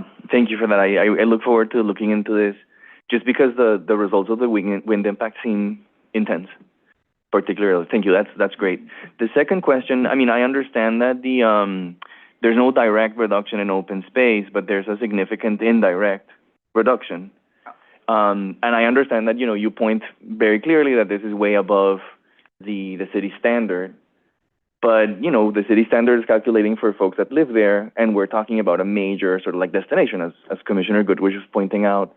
I want to understand how to factor in and mitigate, and I think it's a great opportunity that, we have to some extent sort of the restrictive declaration to enhance our analysis and our discussion here in terms of the open space requirements, just because it sounds to me that this is a reduction in passive open space that, again, will be impacted by the air quality and by the wind impact, and we're sort of like reducing those spaces. So I'm wondering, you know, how much room do you see in the final EIS for us to try to understand what type of mitigation impacts could actually address that? Okay, thank you. We'll look further into that. I would point out there's, you know, qualitative and context that goes into the open space impact determination as well. And so I think one of the arguments in that regard is that the open space is much more, you know, one cohesive space now with the new design rather than like the several fragmented spaces. And so I think there's also, you know, one large open space that can have different areas and serve different functions also brings a lot more usefulness to the users because they're not, you know, this one small space, but more a large area where multiple users' needs can be satisfied. No, thank you. That makes sense, and I can see that clearly. Well, while you're on the platform, but underneath the platform, then there's a little bit of a different story. So, okay. so that's just kind of like another, I think, angle to it, which leads to my other question about flooding. So obviously the platform is a big mitigation strategy, you know, straight off. But I'm wondering what's going to be the mitigation sort of like plan underneath, and for the passive open spaces that are underneath the platform. There's mentions of a potential deployable flood prevention system, but it's not clear how that's going to operate. I'm also very interested in the fact that I think the school is going to have an access, and some of the community facilities will be accessed there. So what would be, how much room do we have to actually use the strict restrictive declaration to govern how that will play out? Yeah, I don't have more details on the flood mitigation strategies. We can touch base with our climate and sustainability planning team and the applicant to understand more about that. Okay, great. As you do that, it would be also important, I think, to factor in the extent of stormwater inundation on 12th Avenue. I didn't see that as analyzed much, sort of like emphasis on it, as you were to coastal sea level rise and so forth, as well as storm surge. I think that particular site requires the 3. The other question is more something that I would love to discuss as when this comes back, which is, it's clear that, again, because of the air quality impact, all of the buildings will be fully electrified, with the exception of the emergency generators that will be diesel powered. Is that correct? I'm not 100% sure, but we can get you a... Yeah, I would like to know that, because I think that we need to figure out how to control potential additional cumulative impacts in air quality, just because Site C seems to be, well, it's already identified as a significant adverse impact. But also more to the opportunities that may be created here. What is the plan for on-site renewables, and, you know, whether there'll be battery storage? Where that be? Any additional details on that? And just finally, I didn't see anything on the actual, whether the restrictive declaration already is incorporating any type of community input, community participatory processes for the design of the open spaces when the time comes. Is there anything that maybe I missed, or do you see opportunities to include some of that in there? I mean, you mentioned incorporating the Friends of the High Line to Commissioner Goodrich's question, but I'm wondering in terms of the actual design of the open spaces, not just the mitigation strategies. Right. We can get you more details, but I believe there is a sort of community advisory type commission that advises on sort of programmatic and design details for the open space. We can get you more details. Thank you. No, I appreciate that. And just generally, do you think that some of these concerns, questions could be addressed through the restrictive declaration, and do you see space for that? I do think that's probably where they would need to live, yes. Okay, cool, thanks. Thank you, Commissioner. Go to Commissioner Mann. Great. Thank you, Chair. So just to take one step back, it seems like the rationale for the project, as I understand it, is that the ventilation requirements below grade render the 2009 development economically infeasible, and therefore they're looking for a series of modifications to that 2009 plan. Is that roughly the story here? I don't think I think that's one variable among many. Okay, let's talk about the among many then, because I'm a little bit fuzzy there. I understand the casino licensing opportunity is grabbed a lot of people's attention, including this developer. But in terms of the option that's not the casino scenario, I'm not totally clear on the rationale for it, frankly, other than the vent facilities and the venting requirements somehow require a redoing of the site plan. And again, I'm just not clear enough, other than one diagram that was shown, how those two things interact with one another.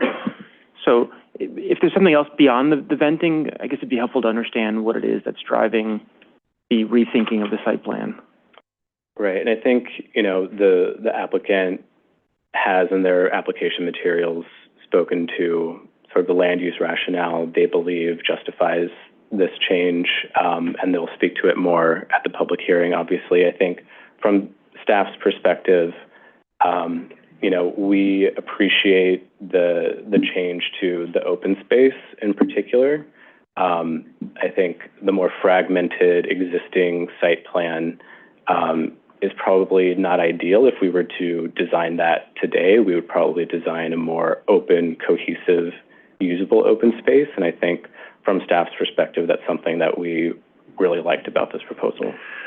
Right. So I think that's certainly an open discussion point. I think one of the concerns about a development like this is that it ends up being a cul-de-sac for very specific users and not a particularly public place.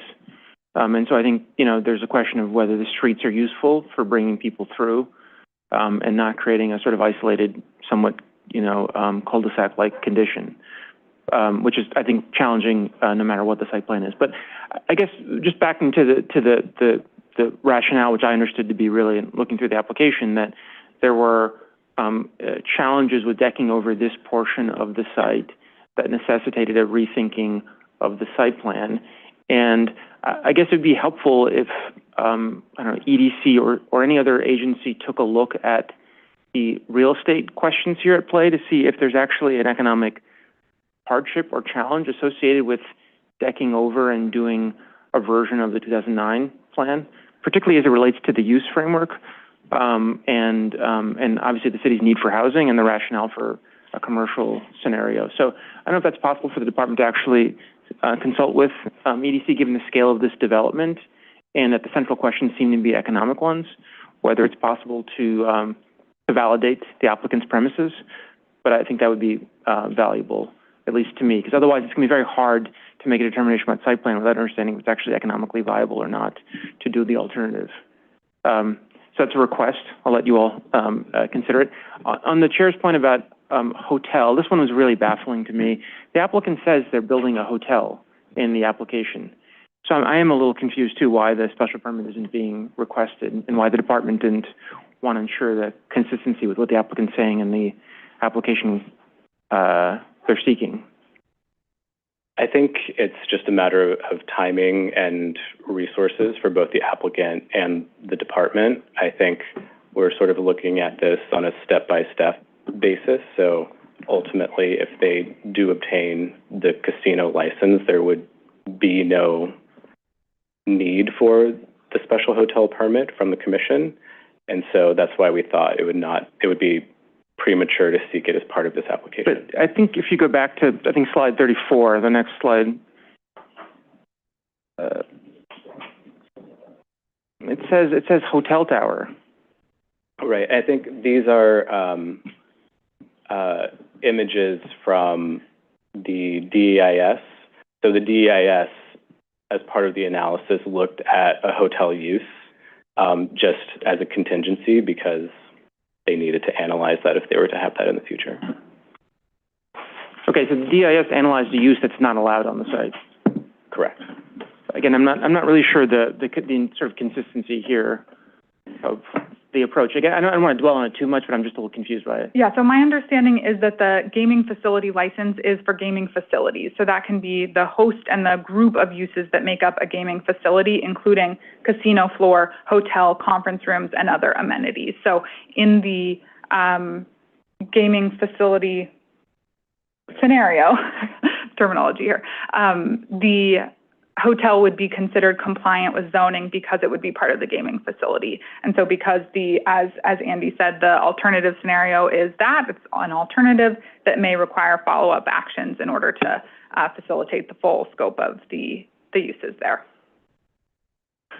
Okay, yeah, I'm not sure I understand, again, the rationale for it, but I'll let that question sit. And it's not unusual, especially for large, complex projects, for applicants to seek follow-up actions later in the process if they don't know exactly what the ultimate development will look like. Okay, again, I don't want to dwell on this point too much. It seems like this is a pretty exhaustive list of waivers they're seeking, so I'm a little confused why hotel has been left out. But again, we can let that one sit, and I'll ask the applicant at the public hearing. Just finally on the podium for the non-gaming facility scenario, which takes up a lot of the ground square footage, can you help me understand? That's almost a Manhattan city block of a building, if I'm looking at the dimensions correctly. Close to 700 feet east-west. 715 to be exact. And an avenue block in Manhattan is something 800 feet, give or take. So can you help me understand what is the point of a podium that would connect a residential, hotel, and office tower at that scale in the alternative? Yeah, I think that's something that staff, quite honestly struggled with a little bit as we worked with the applicant. So I think the applicant will definitely be prepared to respond to that question when they come. I'll just note, however, that even though Site C is itself larger than either Site 1 or Site 2, the aggregate street wall length in the proposed site plan is actually less than the allowable aggregate street wall width in the 2009 approved site plan. Sure, but that breaks up the mass into a couple of buildings, and this is one building that I think, depending on the city block, might be larger than the city block.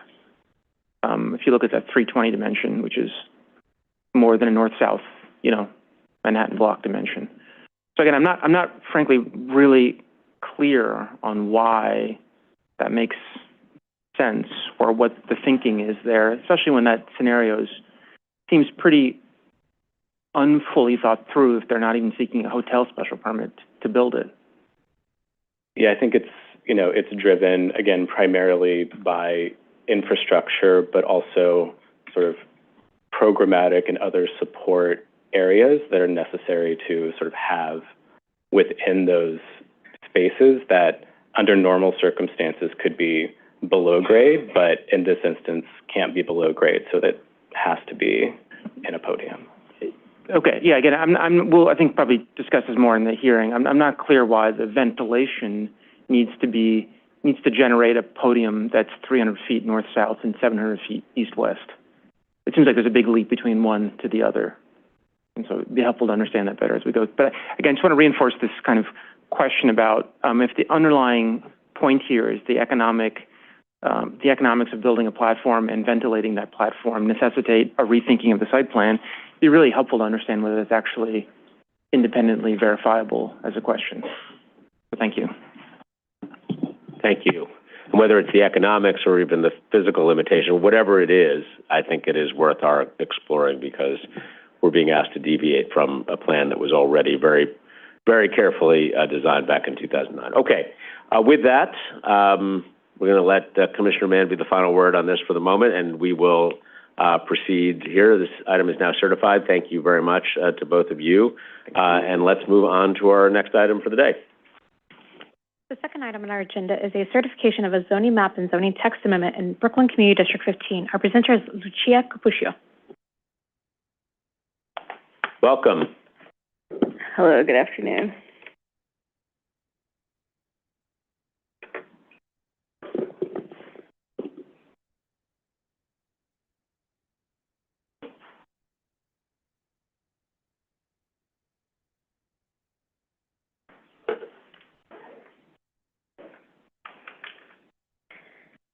Hey, good afternoon, Chair Garodnick and Commissioner.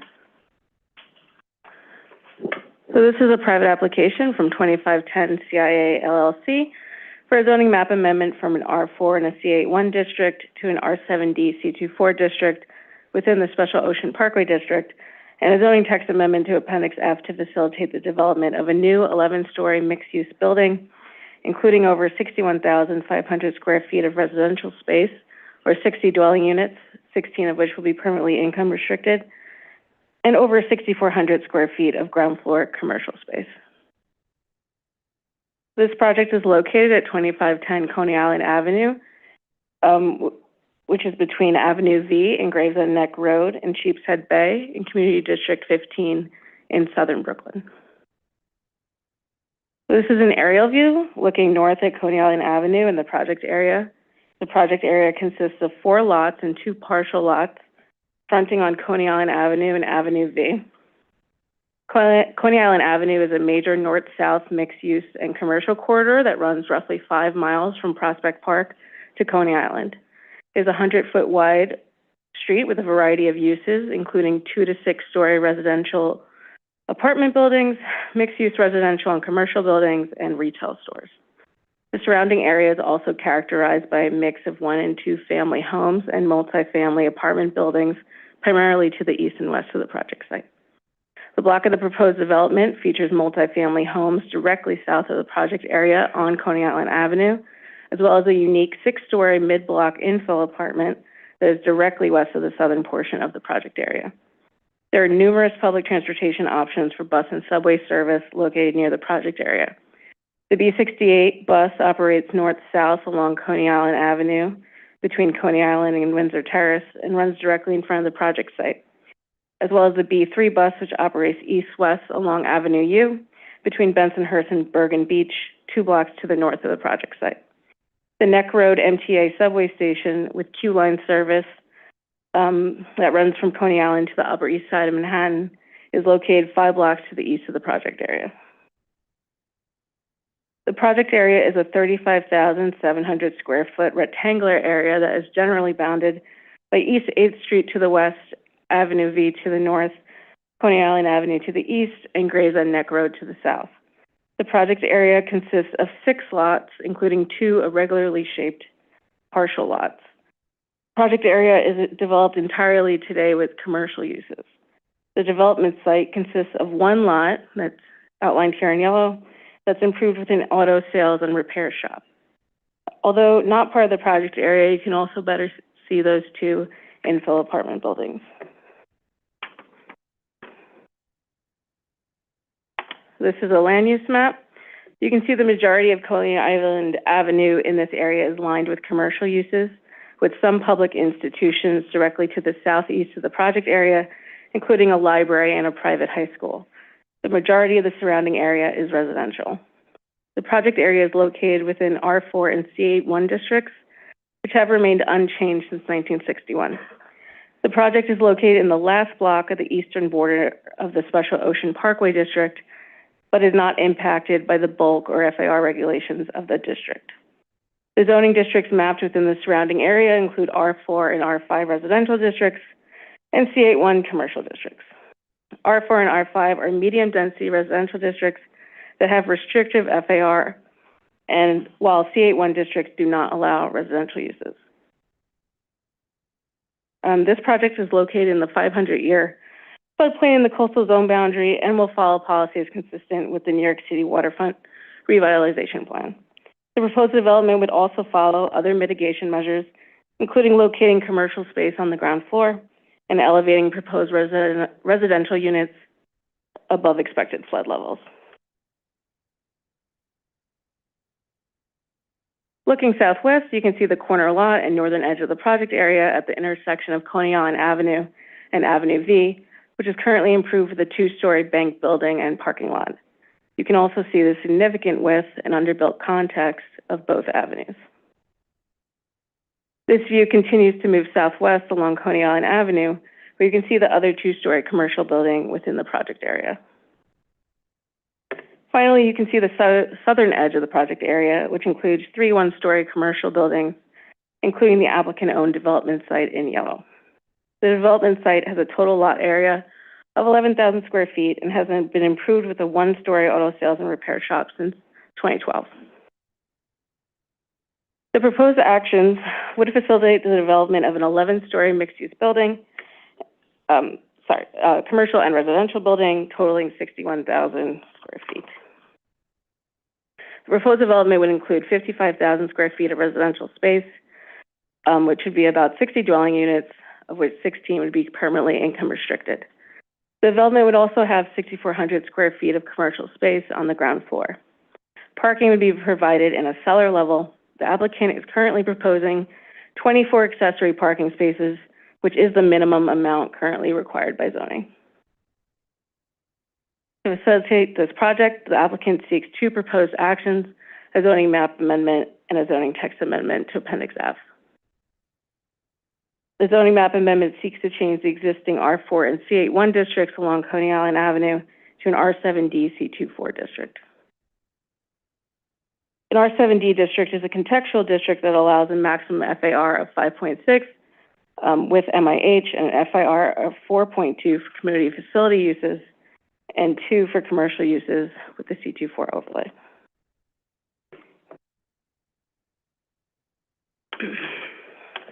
The applicant also proposes a zoning text amendment to Appendix F to map MIH coterminous with the project area, creating permanently income-restricted housing via MIH options 1 and 2. This application requires a racial equity report on housing and opportunity. The proposed development would provide new housing units in a neighborhood that has experienced little housing production. The area median household income for the project area is around $65,726, which is slightly lower than the median income for Brooklyn and New York City. The applicant proposes to provide MIH units that meet 40%, 60%, and 80% AMI income band limits. In Figure 1, we can see that the population of the Sheepshead Bay, Garrettson Beach, and Homecrest NTA is predominantly white and Asian, with the percentage of white residents at 63%, which exceeds both the borough at 35% and the city at 31%. The Asian population at 20% is higher than borough and citywide percentages. Figure 2 shows the percent change in race and ethnicity from 2010 to 2020. The largest growth we've seen in the Asian population, which has experienced a growth of 41%, compared to an increase at 43% borough-wide and 34% citywide. The Black, non-Hispanic, and Hispanic populations have also seen population increases in comparison with borough and citywide percentages. White population has decreased 7% in this NTA, compared to an increase of 8% borough-wide and no change citywide. Figure 14 shows the percent change in housing supply and population from 2010 to 2023. During this time, housing units in this area increased by 3%, while the population increased by 6%, showing the number of housing units production has not kept pace with population growth. In summary, this is a private application for a zoning map amendment from an R4 and C81 district within the Special Ocean Parkway District to an R7D C24 district, and a zoning text amendment to Appendix F to facilitate the development of a new 11-story mixed-use building, including approximately 60 units, including 16 of which will be income restricted. Thank you, and I'm happy to answer questions. Commissioner Cerullo? Thank you. So here's a question. I'm just looking at the rendering here, and then I'm going to, what's to the, I guess I'll start with this. The area being rezoned, we'd have to go, right, is just the development site, or does it go beyond the development site? Either way. It goes beyond both directions, so it's two lots. This view is looking west, so from this view so 2 lots to the south here are 2 one-story commercial buildings. Then you have the development site here, which is that 11,000 square foot auto repair shop. And then there's 2 more lots to the west. Sorry, no, to the north, sorry. Trying to get my directions. And there's 2 more lots, So it's a total of 6 lots, 2 of which are partial, because you can see it's like very irregularly shaped. Yes.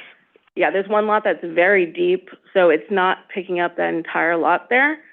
And then you'll see that white that's not a part of the project area that's a parking lot, that's part of those infill apartment buildings. So that's not in the project area, but it abuts, the project area. Thank you. So if you just go to slide 11 for a second, and I realize that these renderings may be illustrative more than Yes, they are illustrative, yeah. else.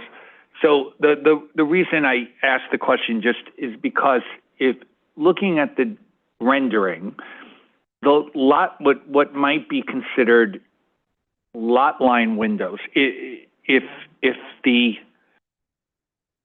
sites, and I'm assuming they're the same on both sides, but again, this is all just sort of rendering, but it made me think about the possibility of the adjoining property owners taking advantage of the rezoning themselves and developing a similar building in height on their site, what that means in terms of the design of this building with the lot line windows, which obviously make it more attractive and obviously serve a purpose. But it was just an immediate thought when I saw the sort of the right. illustration. Understood. I do have, I don't know, this is a little difficult to see, but this is kind of the illustrative plans, again, illustrative, so this is not what the commission is looking at here. But yeah, you can see that they have a 10-foot driveway proposed, and then it's an 8-foot open space on the other side. So yeah, your point's well taken. I think obviously they're complying with all the zoning here. There's also the 30-foot rear yard requirement that they're complying with. But understood. Was there any other? No. Okay. It was just really just a reflection on what I was looking at. And also just to confirm the rezoning area versus the site specific. Right. But thank you. Sure. Thank you, Commissioner. Vice Chair Knuckles. Sure.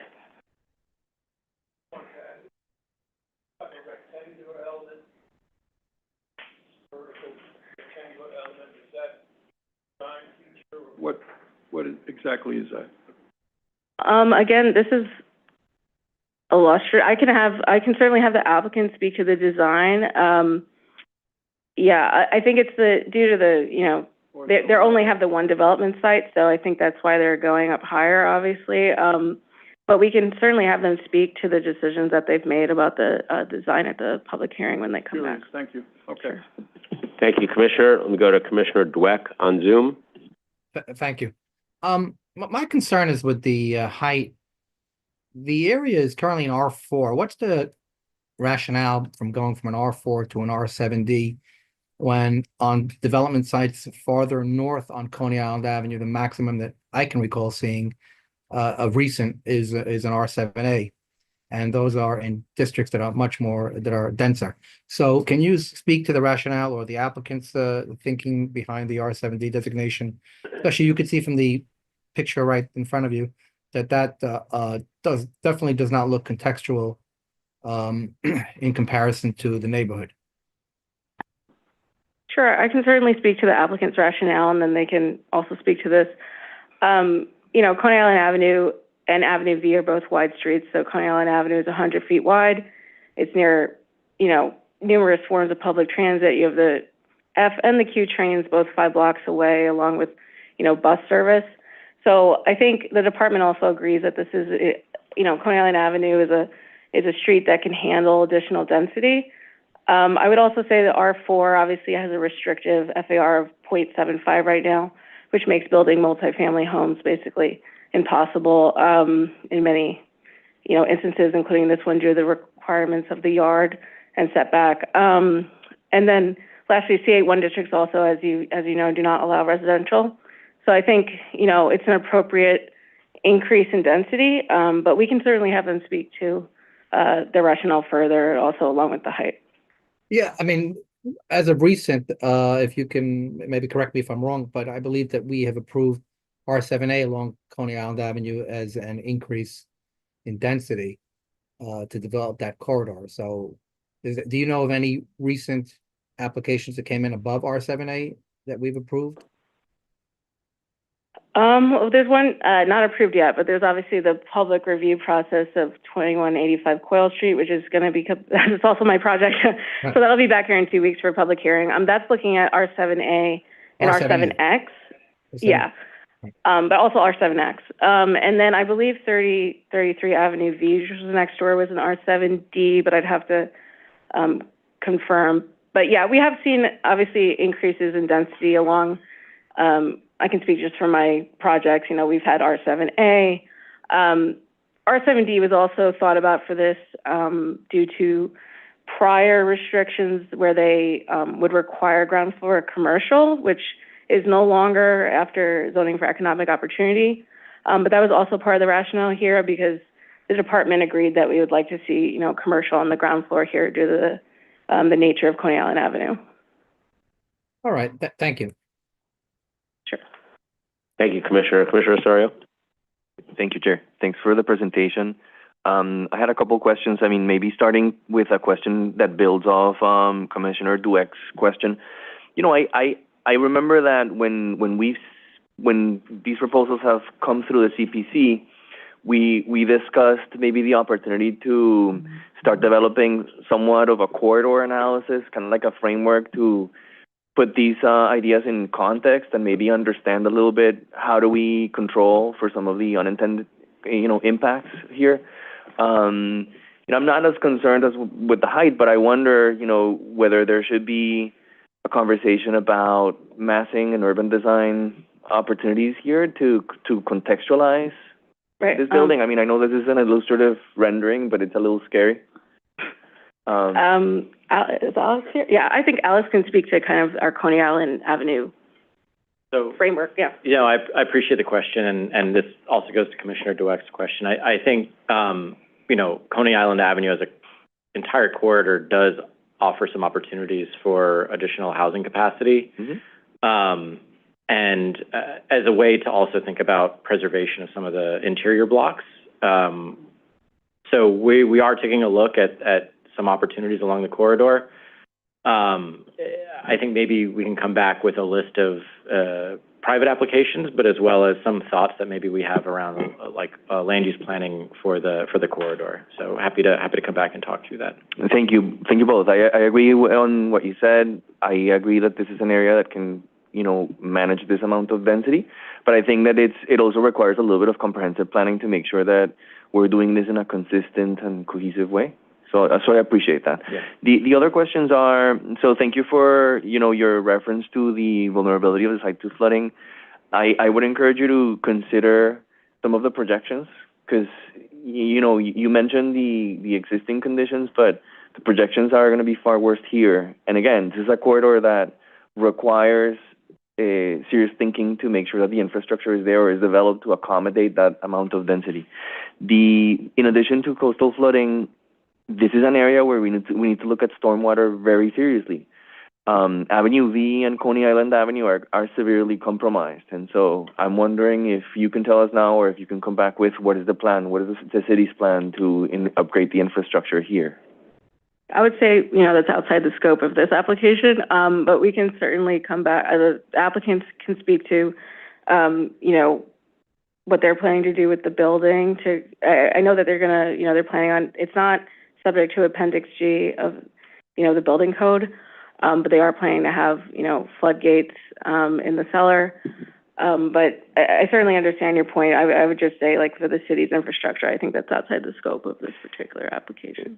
Thank you for considering that. I mean, I would love to maybe have a little bit of a longer conversation about that because I understand what your response, but at the same time, if we're considering increasing density significantly in the corridor, we need to make sure that there's a plan to mitigate the impacts of flooding.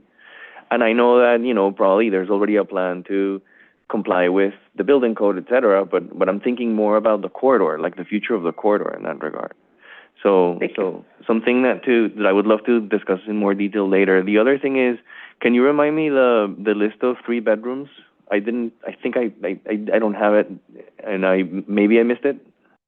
I don't believe they're proposing 3 bedrooms here. But I can. Okay, so maybe this is a point where perhaps we can bring it up with the applicant, because just Oh, actually, sorry, I forgot I have the RER. I can pull it up right racial now. equity report, that sounds Sorry. important, yeah. Yes and no, it's just, 1 and 2 bedrooms. Okay, cool. So I think that maybe like validates the need for maybe like a conversation with them when they come here. But if you can maybe expedite that, according to the racial equity report, we need a better mix. I can certainly bring back the concerns about the bedroom mix and have them ready to address that when they're back. And then just finally, is there a plan so far to relocate the businesses, especially the auto businesses? Not that I'm aware of, but I can also pose that question. Thank you. I appreciate it. Thanks. Meaning that I'm not sure if they've had those conversations. I just want to clarify. Yeah. Thank you, Commissioner. Okay, great. Thank you very much. This item is certified, and let's move on to the next. The third item on our agenda is a certification of a zoning map and zoning text amendment in Brooklyn Community District 9. Our presenter is Jordan Fred. Please note my recusal. All right, Jordan, welcome. Okay, we have a recusal from Commissioner Rampersad. Commissioner Dweck. Sorry, was that Commissioner Dweck? Yeah. Sorry, sorry. Commissioner Dweck is recused, sorry. Mm-hmm. Right.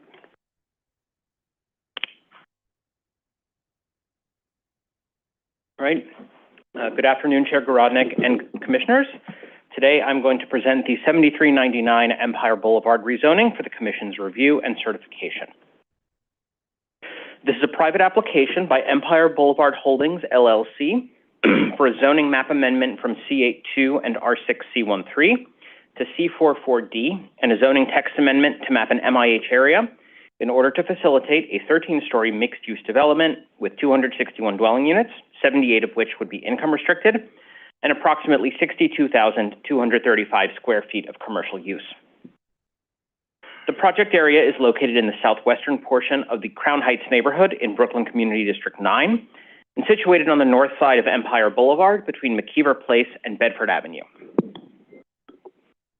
Here's an aerial view of the project area looking northwest. The project area is located in southwestern Crown Heights, immediately north of Empire Boulevard, with the Prospect Lefferts Gardens neighborhood beginning just on the south side of that street.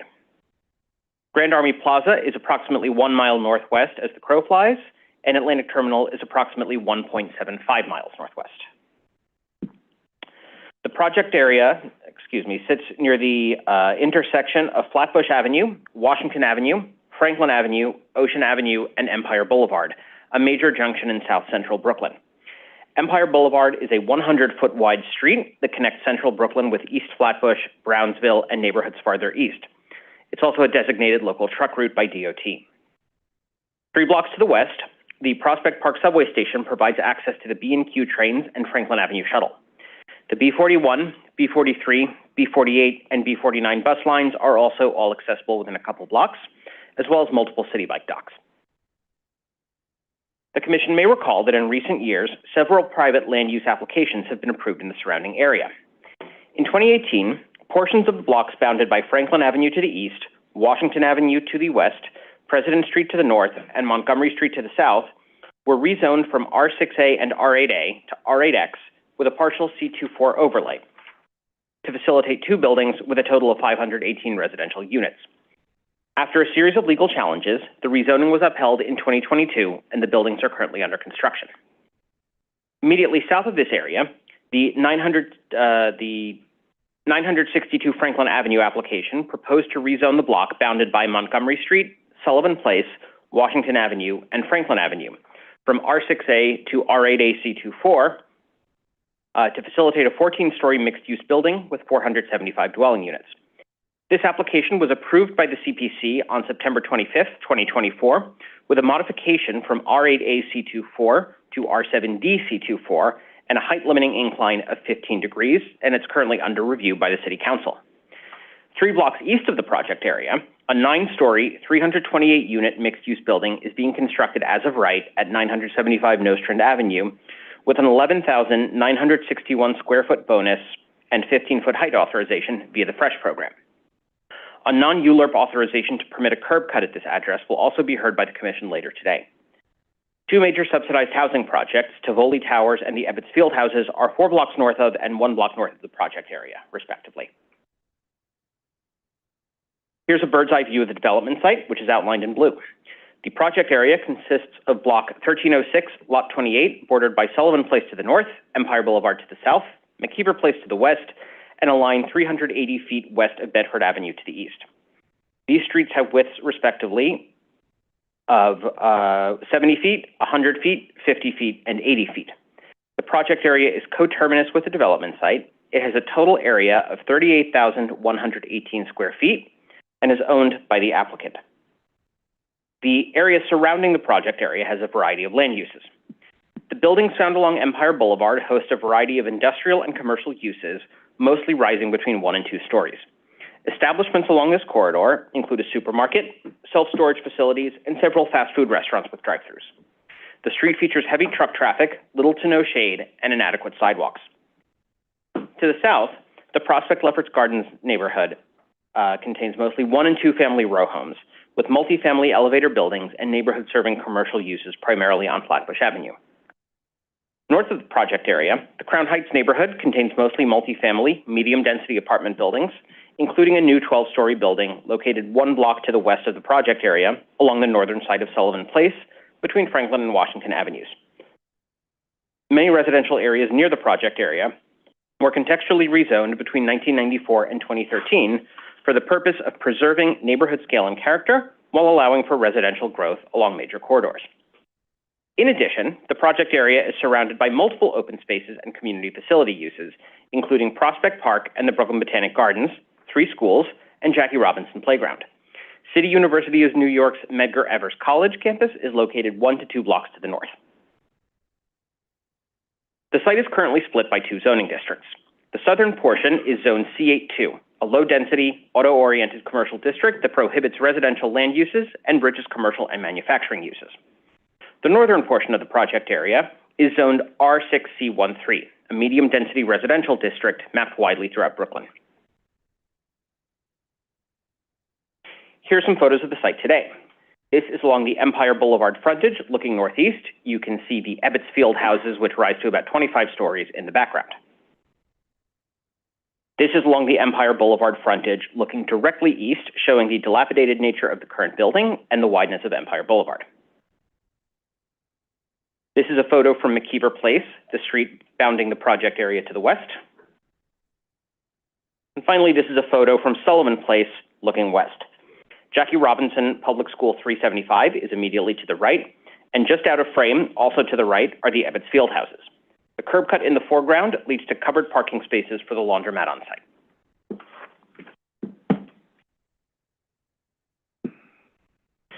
Here we see a rendering of the proposed project looking north from Empire Boulevard. The applicant is proposing a 273,542 square foot building, or 7.2 FAR, containing both residential and commercial uses.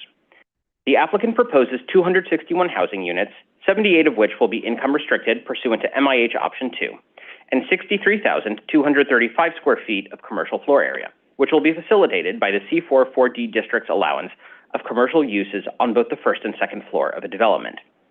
The applicant currently plans for the ground floor to be mostly occupied by an affordable national full-service grocery store, plus a small number of local retail establishments to activate the streetscape. The tentative plans for the second floor involve a national affordable clothing retailer. The proposed development would total 13 stories, or 145 feet in height. 190 parking spaces are proposed, 92 for residents and 98 for the commercial facilities. And the applicant has stated that they will provide these spaces regardless of any future actions taken through City of Yes to eliminate minimum parking requirements. Here we have 2 renderings of the building from other perspectives. The proposed building height is, again, 145 feet, with a base height ranging from 75 to 95 feet.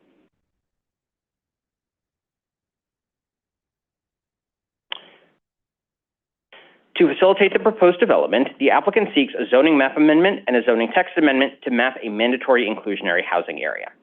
The applicant requests a zoning map amendment from C82 and R6C13 to C44D. C44D districts have an R8A residential equivalent. The proposed C44D district would permit multi-level commercial uses above grade at a maximum of 3.4 FAR, so long as there is no access between residential units and commercial uses located on the same floor. Residential uses are permitted up to a maximum of 7.2 FAR with MIH. They allow a maximum base height of 105 feet and a maximum building height of 145 feet or 14 stories with MIH. Parking for commercial uses is required 1 per 1,000 square feet of floor area and is required for 50% of the market rate dwelling units. No parking is required for income-restricted units in the transit zone. Under the changes proposed in City of Yes for Housing Opportunity, the R8A district would not see any changes in permitted bulk or height. The applicant requests a zoning text amendment to establish an MIH area.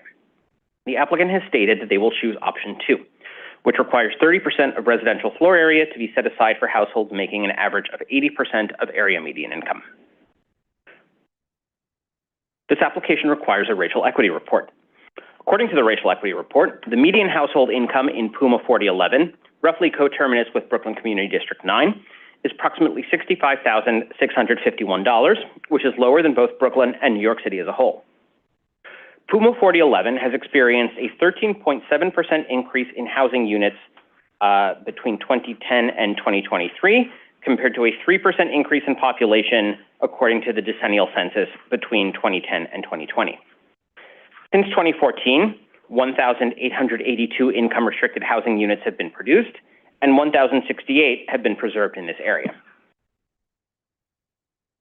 The population living in Crown Heights and Prospect Heights is 25% white non-Hispanic, 3% Asian non-Hispanic, 10% Hispanic Latino, and 55% Black non-Hispanic. The percentage of white residents is 6 percentage points less, and the percentage of Black residents is 35 percentage points greater than New York City as a whole. From 2010 to 2020, the area saw a 3% increase in population. During this time, the white non-Hispanic and Asian non-Hispanic populations both grew dramatically, but the Black population decreased by 20 percentage points. To conclude, this is a private application from Empire Boulevard Holdings, LLC, for a zoning map amendment from C82 and R6C13 to C44D, and a zoning text amendment to Appendix F to map MIH options 1 and 2 to facilitate the development of a new 13-story, approximately 273,542 square foot mixed-use building with 261 dwelling units and 63,235 square feet of commercial space on the first and second floors. Thank you, and I'm happy to take questions. Great. Thank you very much. I'm going to start with Commissioner Benjamin. A quick question. If we go back to the racial equity report, one more, there. The annual median household in Puma is 65,000. Yes. But 80% of AMI is more than that. So we're building affordable apartments for people who can't afford them. You see what I'm saying? Mm-hmm. So given that discrepancy, are there ways we can address that? Because it seems silly to say people are making 65,000 on average, but we are making apartments that are going to be affordable to people who make 79,000. Has the department, we've seen a couple of things like this, which would lead one to think that the people who will move in will not be the people who are living there. Most, even in affordable rent-ups, generally people who are the higher income within the affordability categories score more points and are more likely to get these apartments. And without the 50% local preference that we had down to 20%, how do we kind of reconcile that what we are doing makes sense to house people who live there?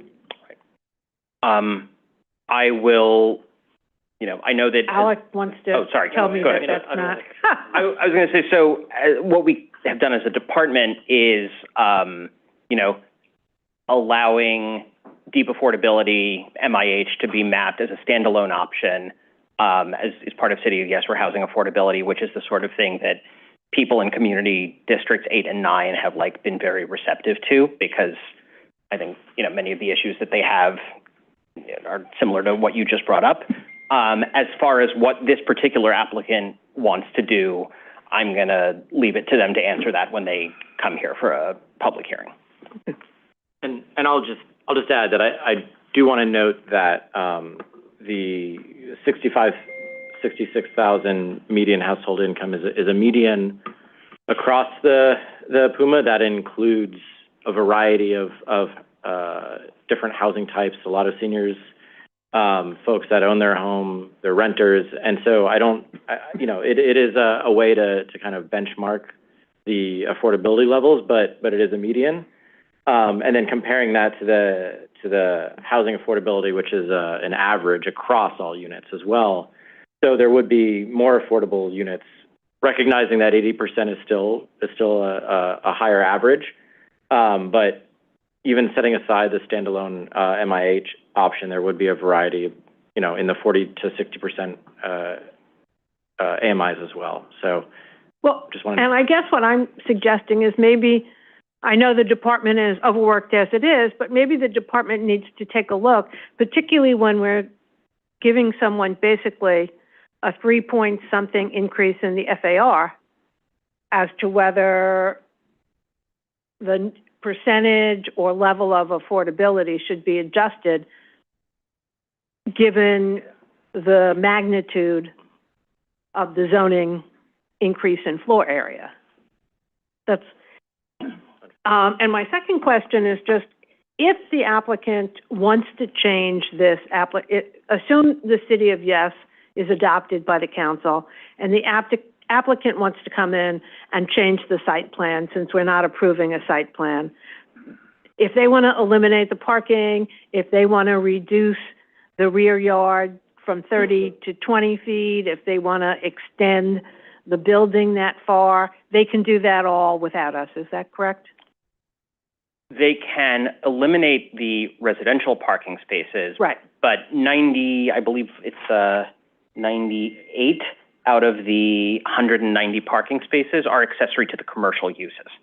Okay. So those have to stay, but the residential parking spaces could go, the rear yard could be shortened, the building could take a different shape by... It could, yeah. And we asked the applicant in advance why they were planning to pledge to maintain all 190 parking spaces, even if City of Yes passes. And they basically feel that the residential parking spaces will be seen as an amenity by many residents that they feel will be attractive to people moving in. Okay, thank you. Thank you, Commissioner. Commissioner Marin.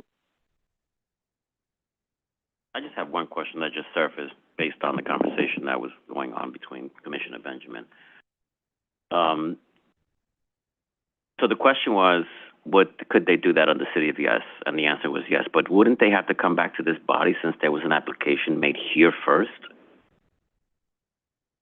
I don't think so. No, I think. With the text amendment, once the text of that district changes, then the text of that district is changed. So obviously, we're going to have a few applications in the midst here between now and when the council votes, for which there could be additional opportunities presented if City of Yes passes in its current form or any amended form. So we're going to have to wait and see what the council does on that. I've got Commissioner Osorio and then Commissioner Mann. Thank you, Chair. Thanks for the presentation. I have really just two questions for now. One is, again, as with the previous application, this is another site where stormwater inundation is an issue. So I'm wondering if that has emerged so far, or if there's anything that you can share with us in terms of the city's plans to improve the infrastructure there. I can ask the applicant. Nothing has come up in discussions I've had with them, and I don't believe surfaced at any point as an issue in the environmental review. But I can double check with the applicant and get back to you. That's what I mean. That it's not in there, but I think we should look into it. Okay. Thank you. The other question has to do with the energy efficiency of the building. Could you share a little bit, sort of like what's the plan and whether or not there are any renewables planned on site? That's another issue where I would need to speak to the applicant and get back to you. Okay, got it. In the EAS, I found interesting findings regarding soil contamination, and so specifically the fact that there's an active remediation on site. Can you expand a little bit on that? What's the status of the remediation right now, and to what extent, is this, so what else needs to happen, basically? Hold on one second, I'm just writing this down. It's another question that I will put to the applicant, or that you can ask them when they come. Okay, fair enough. Thanks. Okay, thanks. But if you can share anything in before, then that would be great. That way we can. I'll reach out to them and try to get some answers for you. Okay, great. Thank you very much. Appreciate it. Absolutely. Thank you, Commissioner Mann. Great, thanks, Chair. I think it's great to see applications come forward on Empire Boulevard. I'm just curious on the rezoning boundaries side of the conversation. If we can go just to a zoning map that shows it. Yeah, I mean, it's I know it's out of scope and too late, et cetera, but I guess I'd just ask the department to consider in kind of future applications here to think about the rezoning boundaries a little bit more ambitiously. I know the rest of the block is, I think there's a self-storage facility immediately adjacent to this that's not being rezoned. Seems like that's a great development outcome for the city of New York to see self-storage turn into residential. And so I just would ask the department to think about the rezoning boundaries a bit more expansively in certain instances, especially along Empire Boulevard, where there have been, I know, many years of discussions about potential corridor-wide rezonings. Again, I'm not sure there's much we can do in this application, but... Understood. Yeah, would ask the department to think about that. I think that's it for me. Thank you. Okay. Thank you, Commissioner. Anybody else? All right. Thanks, Jordan. This item is certified. Great, thank you. The fourth item on our agenda is a certification of a UDOT designation, project approval, and disposition of city-owned property in the Bronx Community District 4. Our presenter is Brenna Hemmings. Hi, Brenna. Welcome. Hi. Good afternoon, Commissioners and everyone. So my name is Brenna Hemmings, and I will be presenting on 1093, 1095 Jerome Avenue, UDAP.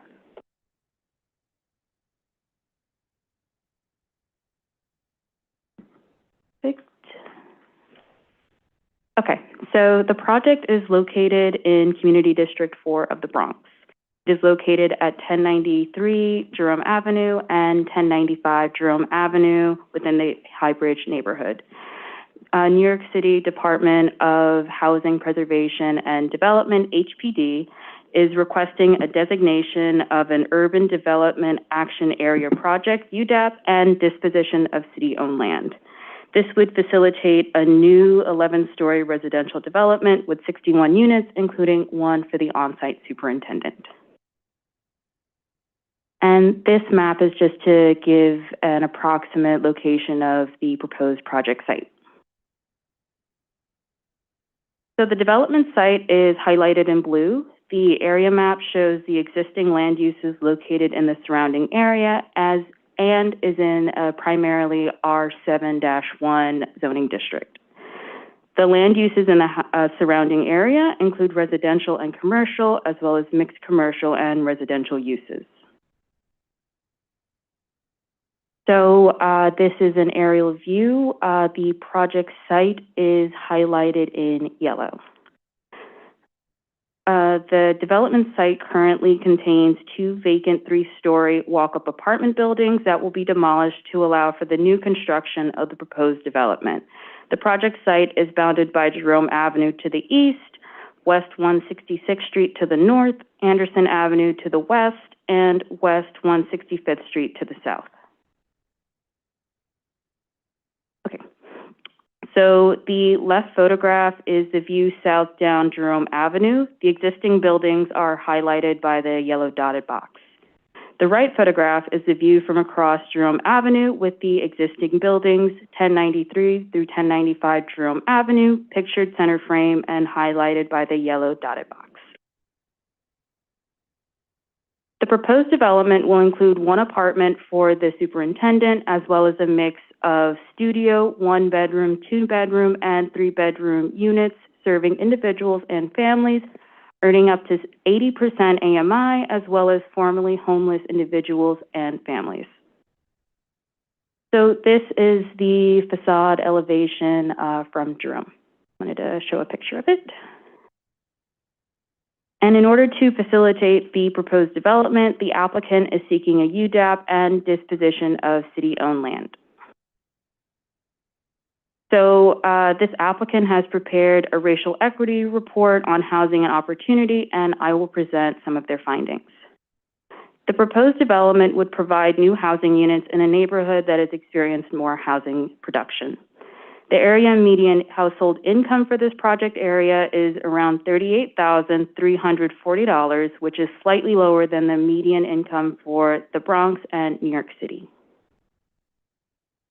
So figure 1 shows that the population of Concourse, Highbridge, and Mount Eden is predominantly Latino and Black, with over 60% of the population identifying as the former.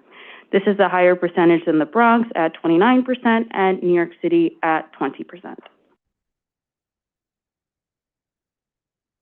So, yes. And figure 2 shows the percent change in race and ethnicity from 2010 to 2020. The white non-Hispanic, Asian non-Hispanic, and Hispanic Latino populations experienced increases in this neighborhood tabulation area at 51%, 20%, and 7% respectively, while the percentage of Black residents decreased by 7%. This is compared to a 43% increase in the Asian population, a 1% increase in the Black population, and a 14% decrease in the white population throughout the borough. So, housing production. Figure 14 shows the percent change in housing supply and population from 2010 to 2023. Between that time period, housing production in this neighborhood tabulation area increased by 15%, while the population increased by 4%, showing that the rate of housing unit production has kept pace with this neighborhood tabulation area's population growth. That concludes my presentation. Please let me know if you have any questions. Great, thank you. Commissioner Benjamin. Sorry, thank you for the presentation. And I just have the same question, that the median income in these Puma areas was $39,000, I think? $39,340. And only the extremely low income, those people would all qualify for those extremely low income, generally speaking, apartments, but they would not qualify for the low income or the very low income because their incomes would be too low. So once more, the question is, how do we try to match more closely the needs of this community for housing with the housing that we as government are sponsoring and providing? No, absolutely. That's something I can ask HPD about more. Yeah, I would appreciate it. Mm-hmm. Yes, Thank and you. they can definitely answer more questions, I'm sure, when they present in front of the community board and they come for the public hearing. Thank you, Brenna. Commissioner Osorio. Thank you for the presentation, sorry. And I was just wondering if there's anything on the energy efficiency of the building that you can share with us. I mean, sort of like, any discussion so far?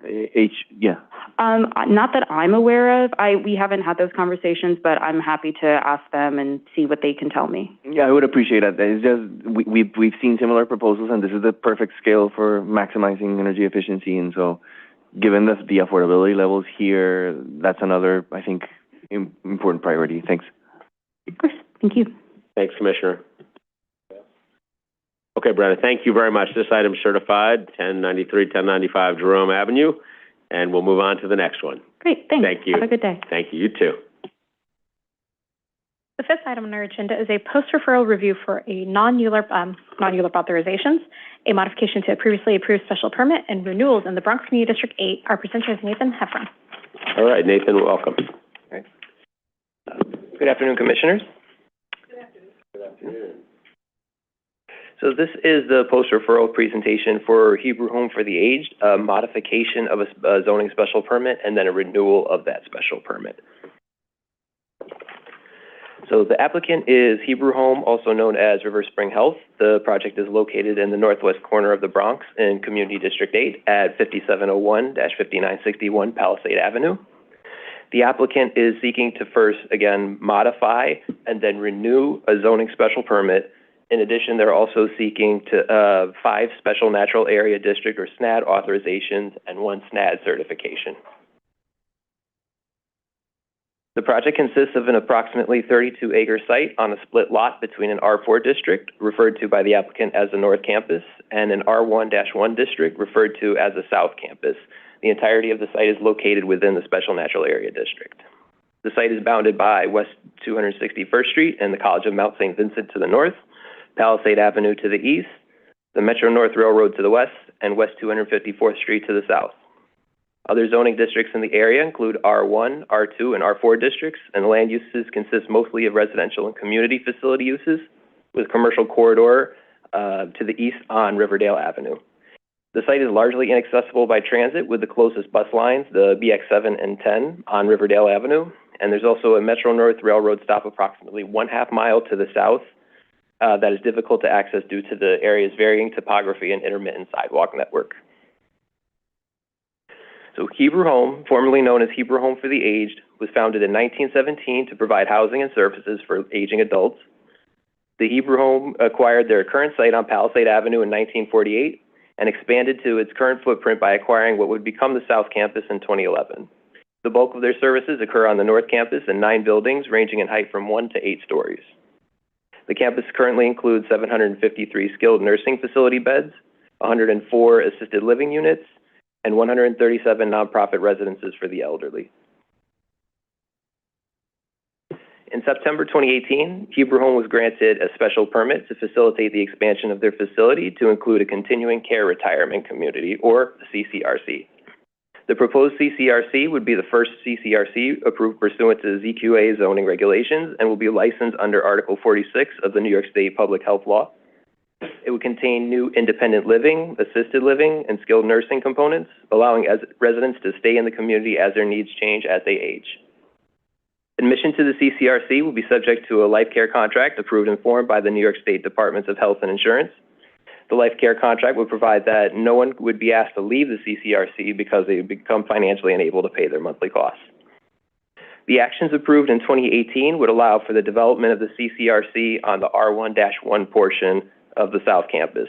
The CCRC is allowed as of right in the R4 North Campus portion of the site. Due to pandemic-related delays in 2018, the 2018 approved special permit lapsed, and the applicant filed for renewal in 2022. However, soon after, the applicant approached DCP to modify that special permit and allow for the provision of additional amenities for residents and to improve traffic flow in and around the campus. So the actions brought before the commission are as follows: zoning special permit, renewal of the special permit, and related special natural area district actions, including the following authorizations and certification. So the modifications to the natural features of the site are required to facilitate this project, and the appropriate restoration measures are detailed in their application. So these are the following proposed modifications to the 2018 site plan that the applicant is seeking. So we'll walk through each of these proposed modifications. So here's the current site plan along with the 2018 approved site plan and then the proposed modifications. The 2018 approvals allowed for 3 abutting buildings, including an 11-story building on the North Campus and 3 and 5-story buildings on the South Campus for the CCRC. The building footprints, number of floors, and total number of independent living units of the CCRC, which is 386, remain unchanged from the 2018 approvals. So then we'll zoom in to see what the proposed modifications are on the site plan. First, the reconfigured north entry will move the entry gate 14 feet to the west, further into the site, which will allow for better vehicle queuing on site, in particular with large vehicles. The current configuration results in traffic backups on Palisade Avenue, especially when 53-foot trailers are checking in at the gate. Next is a reconfigured vehicle turnaround at Wing 1 of the CCRC. This again will help with the internal circulation of large trucks accessing the site.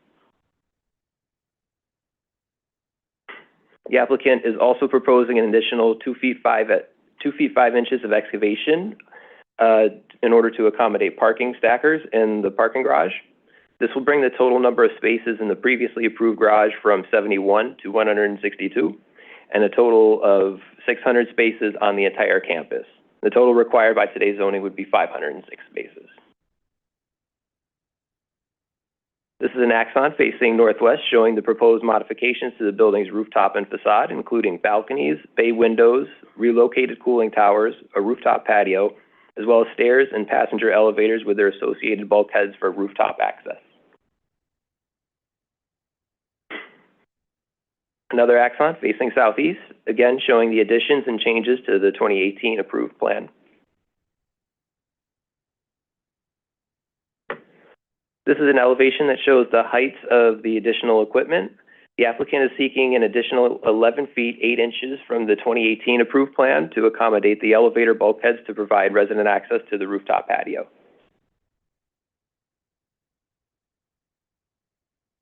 And this is a rendering of the 11-story CCRC building, including the proposed modifications.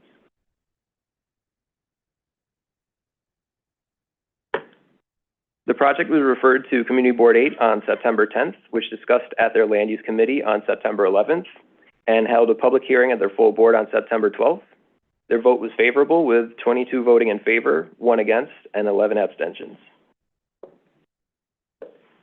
So in conclusion, the applicant is seeking the aforementioned modifications to their 2018 approved special permit and then renewal of that special permit to facilitate the development of this continuing shared retirement community, which would be the first of its kind in New York City.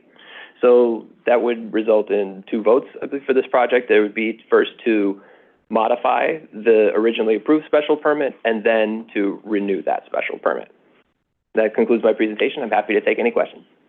Great, thank you. So the continuing care retirement community was defined as a use in ZQA, is that correct? Yes, that's correct. Okay, and the special permit was approved initially in 2018 to facilitate the expansion. There was a file for renewal in 2022, and the changes which enable the thing that we're talking about here are the ones you ran through with us, the reconfiguration of a north entry, better turnaround, some rooftop facade, balconies, bulkheads, things like that. Those are the changes here. Yeah. Okay.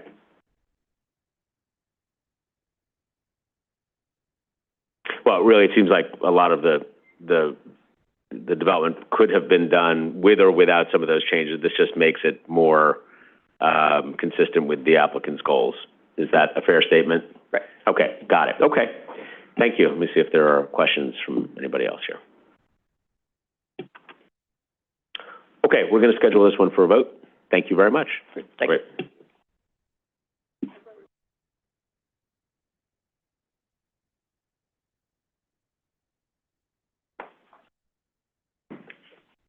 Okay. The 6th item on our agenda is a pre-hearing review of a zoning map and zoning text amendments in the Bronx Community District, Community District 1. Our presenter is Cesar Delgado. All right, Cesar, hello. Hello, Chair. Good afternoon, Commissioners. Good afternoon. This is the pre-hearing presentation of the 438 Concord Avenue rezoning application. Bronxco LLC is requesting a zoning map amendment and a text amendment to create a new mandatory inclusionary housing area and include zoning district R7D in the special mixed-use district 18. These amendments aim to facilitate the development of one new 10-story building with approximately 87 housing units, of which 24 are intended to be income restricted.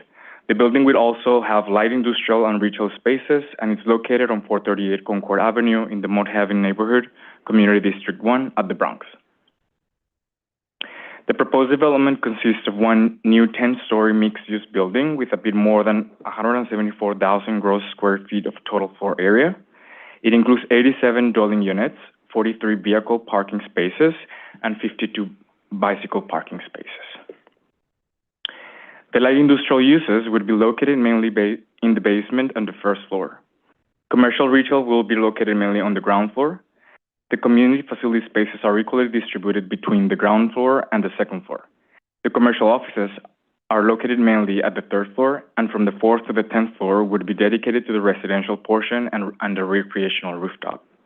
The proposed development will also have a base height of 9 stories, that's around 92 feet, will set back 15 feet at the 10th floor, and will rise to a total height of 111 feet. In order to facilitate this development, the applicant is requesting a zoning map amendment to rezone from the existing M12 light industrial zoning district to an M14 with R7D medium density zoning. Conterminous to the zoning to the project area, the applicant is proposing to modify Appendix F of the zoning resolution to establish an MIH area with options 1 and 2 over a portion of Block 2577. They also propose to modify Section 12363 to include zoning district R7D to the special mixed-use district 18. Certification of this application was on July 7th of this year. The Bronx Community Board 1 held a public hearing on September 26th, where the applicant presented the proposed development, and the board voted to issue a conditional unfavorable recommendation with 19 votes against, 5 in favor, and 3 abstaining. The board submitted a letter of recommendation with the considerations requesting inclusion of 20% to 30% AMI on all types of units, percentage of units for local entrepreneurs, artists, and manufacturers, and including preference to Community Board 1 residents. The Bronx Borough President held a public hearing on October 10th, where the applicant presented the proposal and no members of the public attended to testify on the project. Borough President Gibson emitted a letter of recommendation to approve and support the proposed development as it is, with comments showing appreciation that 69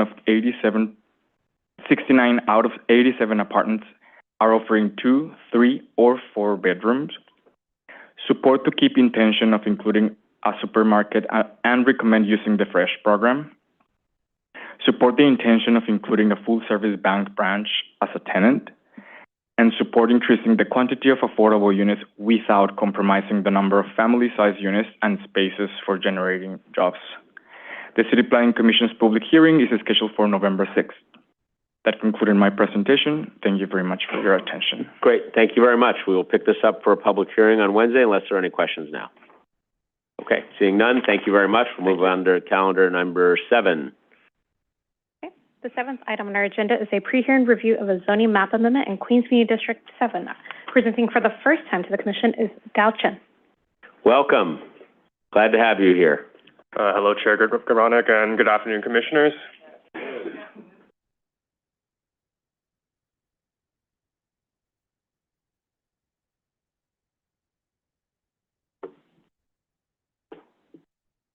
Excellent. All right. This private application, Gleason Funeral Home Commercial Overlay, was certified on July 8th and is back for pre-hearing review. The project is located in the Whitestone neighborhood of Community District 7, Queens. The proposed mapping of a commercial C22 overlay district in an existing R2A zoning district would facilitate the development of a second accessory parking lot for the funeral home on Lot 6. The Gleason Funeral Home, located at the intersection of 150th Street and 11th Avenue, was established in 1913 and remains a family-owned funeral home.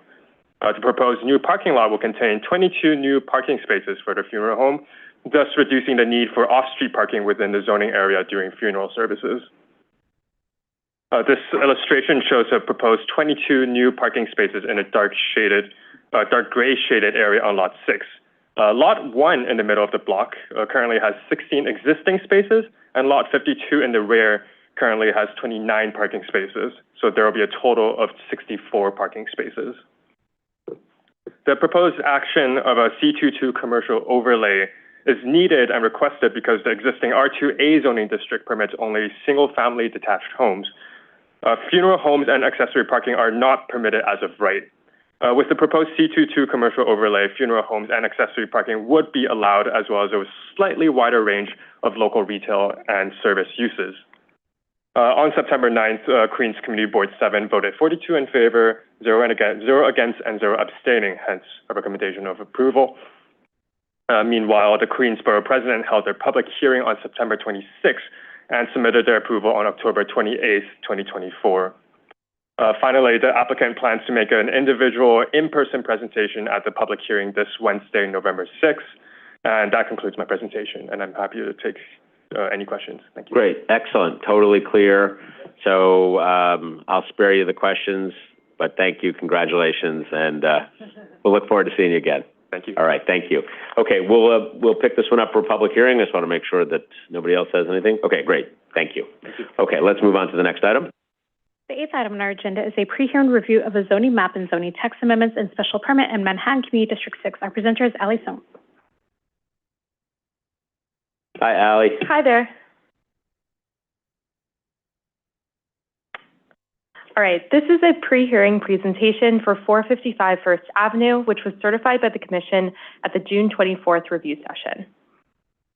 This is an application by 455 First Avenue Associates and the New York City Economic Development Corporation, or EDC, to facilitate a new commercial life sciences development at 455 First Avenue in the Kips Bay neighborhood of Manhattan Community District 6. The applicants are requesting several actions, including a zoning map amendment to rezone to C64, a zoning text amendment to map MIH, and a ZR 74901 special permit for bulk modifications related to a laboratory. The proposed development is a 13-story commercial life sciences building with a base height of 255 feet and a maximum total height of 270 feet. The proposed development would have a floor area ratio of 10 and contain about 444,000 zoning square feet. It would be comprised primarily of laboratory space with retail and multi-purpose space on the ground floor. The image on the right is for illustrative purposes only. This new development is replacing the existing Department of Health and Mental Hygiene's public health laboratory. Most of the functions currently housed in this facility will be moving to a new purpose-built facility in Harlem. In order to facilitate this development, the applicants are proposing 3 zoning actions, starting with a zoning map amendment to change the rezoning area, which is shown here in pink, from a R8 district to an R8 district with a C25 commercial overlay to a C64 district. They are also requesting a zoning text amendment to Appendix F to establish an MIH area with MIH options 1 and 2 in an area coterminous with the rezoning area. In addition, the applicants are requesting a special permit pursuant to Zoning Resolution Section 74901 to allow modifications for bulk waivers for laboratory uses. This waiver is sought to increase the tower area beyond the height and setback regulations for C64 districts, which would allow for large, regularly shaped floor plates that are suitable for lab use. The proposed bulk waivers are shown on the plan in purple. On September 11th, 2024, Manhattan Community Board 6 voted to approve the application with conditions. The conditions are related to planning for affordable housing in CD6, maintaining sunlight in Bellevue South Park, and allocating 3% of revenue from the development to maintain the park, securing commitments from the MTA for transit in the area, improving the 27th Street pedestrian way, providing active ground floor retail, improving the pedestrian experience on Mount Carmel Place, providing an MOU for community board and other public uses within the development, context-specific design, and energy efficiency and environmental resilience. The resolution passed with a vote of 40 in favor and 1 opposed. On October 30th, 2024, the Manhattan Borough President recommended approval of the application with 1 condition to improve the 27th Street pedestrian way. In summary, the applicants are requesting a number of actions to facilitate a new 13-story commercial life sciences building.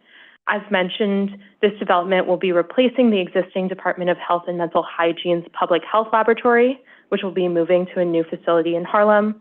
At certification, Commissioner Benjamin had asked for a bit more information about this new facility, and so I'll provide some information now. The new facility will be located at 40 West 137th Street on a portion of Harlem Hospital's campus. It will be a 10-story, 240,000 square foot building operated by DOHMH. EDC will be managing construction, and this construction is being funded primarily through city capital expenditure funding. And the facility is planned to open in early 2026. Thank you so much for listening. I'm happy to address any additional questions. Great, thank you very much. So we'll pick this one up on Wednesday for a public hearing. unless there are any questions now for Ally? Okay, great, thank you. And I suspect that we're going to hear from you again right now. Is that correct? Are you doing? Yes, that is correct. So stay put, everybody. Item 15 involves Ally 2, Spark Kips Bay. Let's go right to it. The ninth item on our agenda is a pre-hearing review of a zoning map and zoning text amendment, special permit, disposition of city-owned property, a site selection and acquisition in Manhattan Community District 6. Our presenter is Ally. Nice to see you again. Welcome back.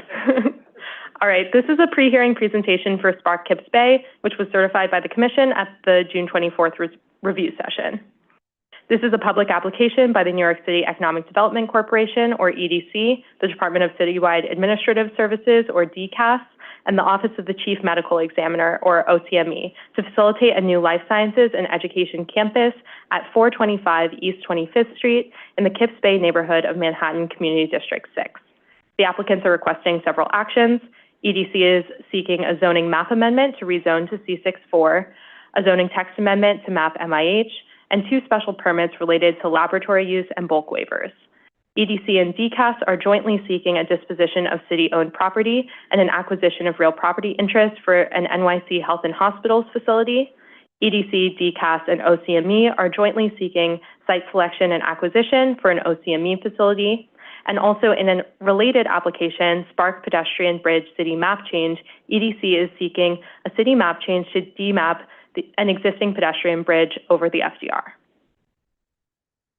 The proposed development is a 1.8 million zoning square foot science park and research campus. The campus is proposed to contain 3 buildings and a publicly accessible open space with a kiosk. This is an illustrative diagram of the Spark development and its program. The 2 towers on the western side of the block, referred to as buildings B1 and B2, are proposed to contain commercial life sciences labs, as well as space for health and hospitals and the Office of the Chief Medical Examiner. The easternmost building, labeled Building A, is planned to contain space for the City University of New York, or CUNY, including Hunter Schools of Nursing, Health Professions, and Arts and Sciences, Borough of Manhattan Community College, which is Allied Health Sciences, Health Studied, and Nursing programs, and the Graduate School of Public Health and Health Policy, as well as a new public high school. Between the buildings is a new 0.6-acre publicly accessible open space. As part of the proposed development, the applicants also plan to include pedestrian safety improvements, a redesign of the pedestrian bridge over FCR to provide ADA accessibility, and coastal resiliency infrastructure. The proposed development's maximum zoning envelope as certified in June is shown here in red. The height of the maximum zoning envelope varies from 500 feet along First Avenue on the western side of the block to 370 feet along FDR on the eastern side of the block. Since certification, the applicant has been working on the design for Building A, which is proposed to contain the new public high school and space for CUNY. They're now requesting a CPC modification to the certified envelope in order to facilitate a better design for these schools. These modifications will allow the building to meet SAA's needs, optimizing floor plates to allow for maximum light and air into all the classrooms. This change would add additional flexibility for the design of Building A, which will eventually need to fit within the changed zoning envelope, but it will not change the overall amount of floor area. The proposed modified envelope is shown here. You can see it will include the red envelope, that's the certified envelope, and then this additional increase in envelope, which is shown in blue. So the applicant is proposing to increase the base height of Building A from 85 feet to 120 feet and increase the tower width of Building A, decreasing the distance between buildings A and B2 from 110 feet to 60 feet. Oh, sorry. There's not a change to any of the proposed actions, including the bulk waiver special permit. All of the bulk waivers are located on the other side of the lot on Building B1. Both the certified envelope and this new proposed modified envelope for Building A fit within the as-of-right height and setback regulations for the proposed C64 district. So this is just an illustration that compares possible floor layouts for classrooms in a triple-loaded scenario or a double-loaded corridor scenario. As you can see, the thinner, longer floor plate allows for double-loaded corridors instead of triple-loaded corridors to make sure that all of the classrooms have access to windows, as opposed to this triple-loaded scenario where classrooms in the middle would not have direct window access. So this is the reason why they're seeking this modification. But moving on to more about the proposed development, here you can see the ground floor plan for the proposed development. Building B1 would have its main entrance on First Avenue, with the ground floor including an entrance lobby for H&H and retail space. Those accessing the site on car could be dropped off using the new access drive. Entrances for the different uses within Building B2 would face the open space, and the main entrances to Building A would also face the open space. The proposed project contains below-grade parking for 225 cars, which would be accessible through ramps on the DMAP East 26th Street to keep local traffic within the development site and off East 25th Street. Loading berths, as required by the zoning resolution, are also proposed to be located along the DMAP East 26th Street. To facilitate improved circulation, the applicant is introducing bidirectional traffic on East 26th Street. At certification, Chair Grodnick asked how the decision to provide this bidirectionality on East 26th Street was made. The applicant has confirmed that bidirectionality allows for operational efficiency for the Spark site since loading will be occurring on East 26th Street. Currently, in order to access East 26th Street, cars have to drive east along East 28th Street or East 30th Street, and then south along the FDR service road, which adds to traffic. Allowing for two-way traffic along East 26th Street, along with the addition of the two-way access drive through the site, will improve the overall traffic circulation in the area. At certification, Commissioner Cerullo also wanted to know who owns and maintains East 26th Street. The DMAP Street is currently in H&H's jurisdiction and is primarily used by H&H and FDNY, and the city maintains the street. To facilitate the proposed development, the applicants are proposing several zoning actions. The first action is a zoning map amendment requested by EDC to change the rezoning area shown here in a block outline from an R8 district to a C64 district.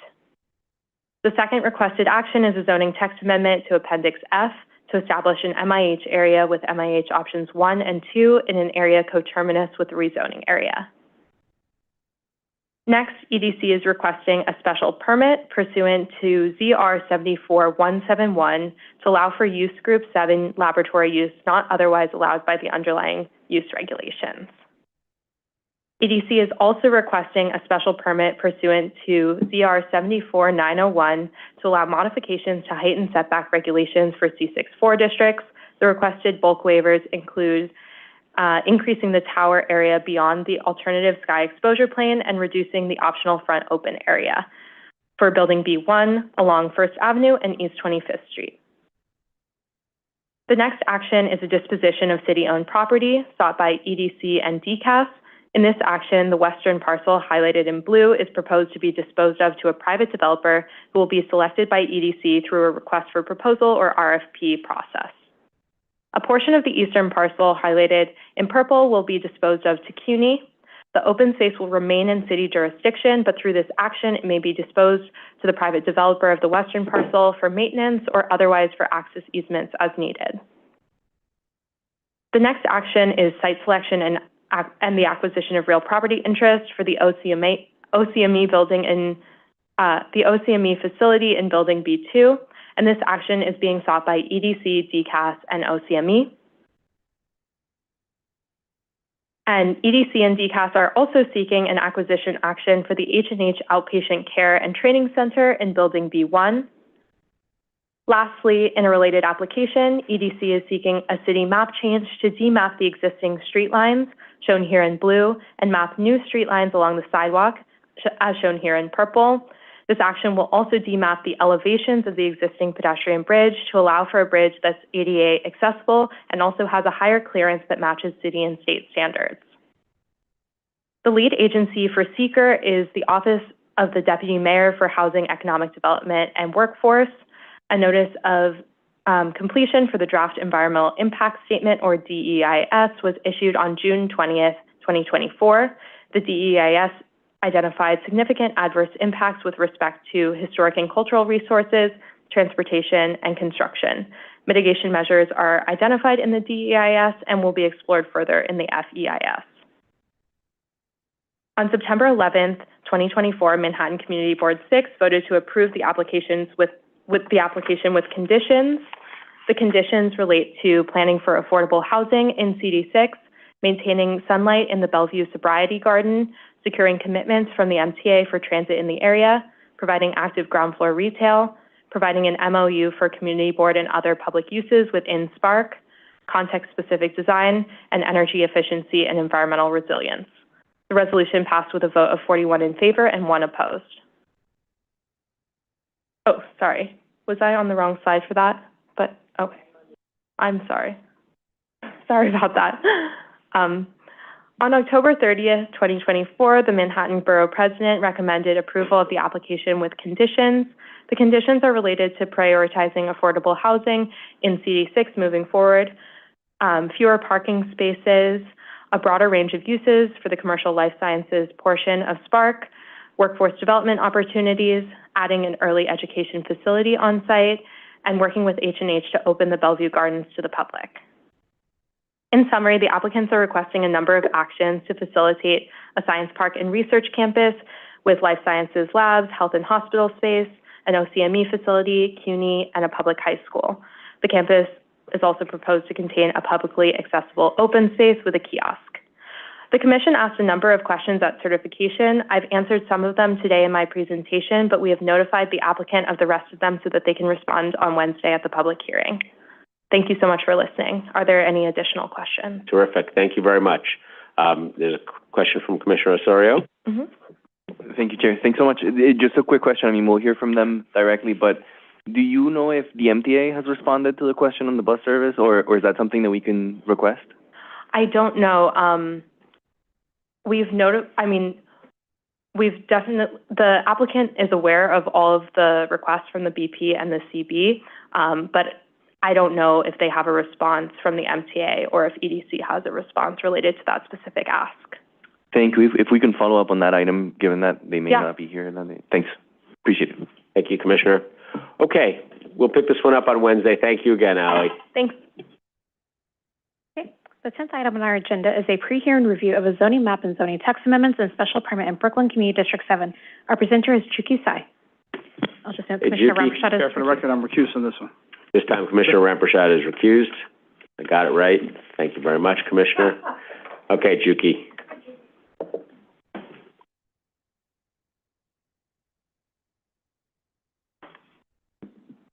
Sorry, Sarah, am I doing 850 first or 441? 441. I think we got 441 Prospect Ave is first. Oh, we have the wrong slide up. We'll pull up that presentation in just a second.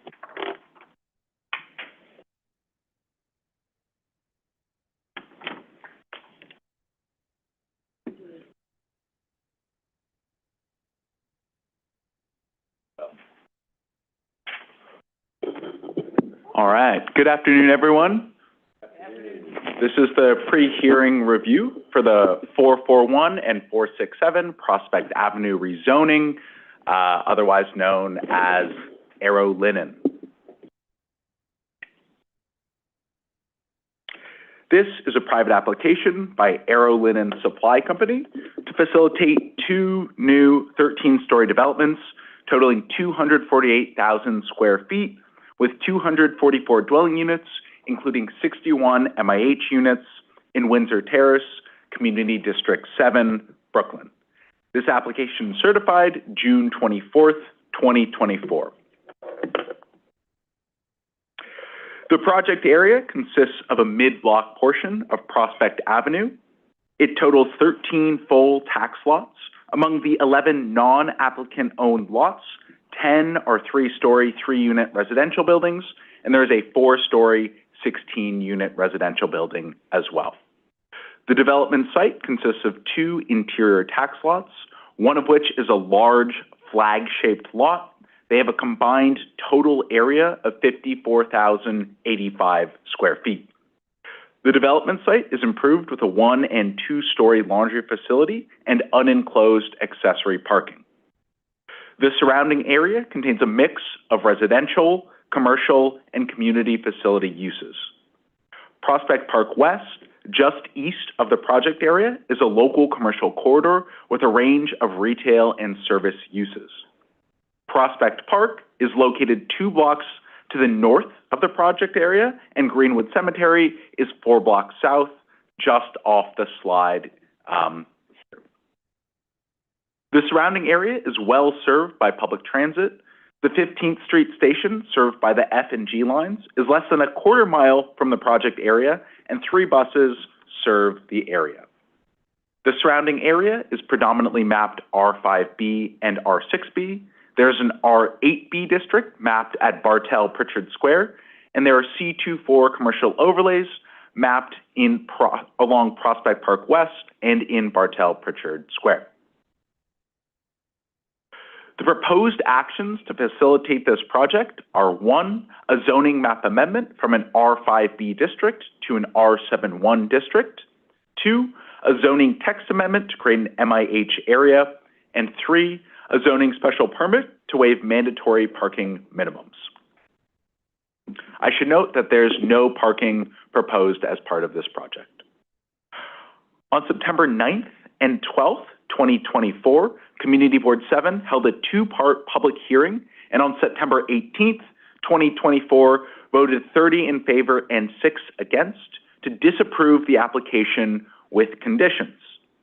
Those conditions are listed here verbatim, and they are that Arrow Linen shall, 1, immediately retract the land use application, 2, undertake further community engagement with Windsor Terrace residents on the proposed rezoning, 3, conduct more transparent meetings and consider the feedback and concerns raised during those meetings, and 4, resubmit its rezoning application after conducting those meetings.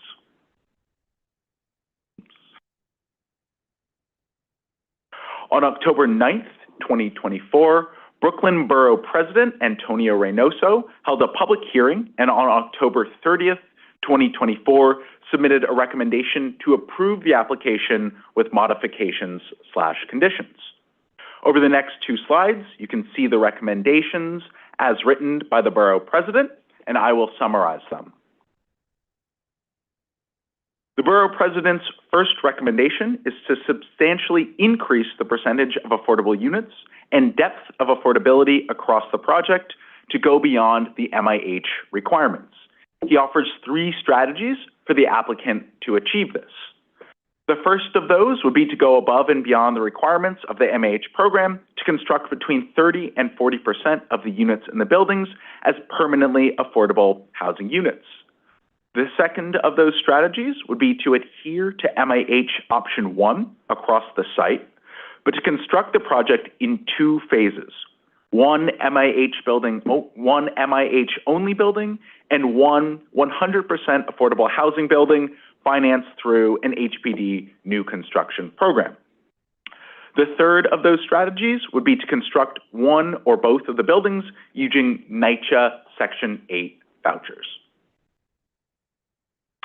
The Borough President's second recommendation responds to community discussions around building height and would support design changes so long as they maintain the project's unit count and unit distribution.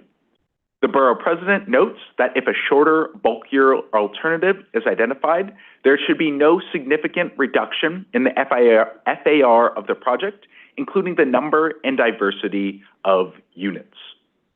The Borough President's third recommendation is that the non-applicant controlled lots should not be removed from the project area, but be considered for an R6B district rather than an R71. The BP's fourth recommendation is that the applicant should relocate Arrow Linen business activities at this site to within Brooklyn's industrial areas. And finally, I just want to note that at the time of certification, there were a number of questions from the Commission about building design and environmental remediation at the site. I have asked the applicant team to be ready to speak to these questions at their public hearing, which is this Wednesday. Thank you. Great, thanks, Chuki. The questions are related to that. We'll have the applicant pick it up. If there are other questions, Commissioner Benjamin. Question, I don't know if we asked the applicant before. How many employees does Arrow Linen have? I will have to ask the applicant to speak to that. And I understood that they had a site identified that they were looking to move their operation to. If you could ask them about that site, I would be very interested in what's going to happen to those jobs. Great. I will pass those questions along. Thanks.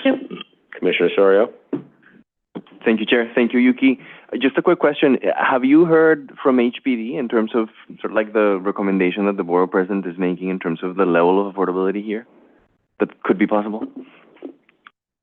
So this is something that I think the applicant will have to speak to. I haven't spoken directly with HPD on this. I think part of it is it would be a selection and figuring out which of these kind of, if they're choosing to pursue that, which of these options makes sense and is potentially feasible.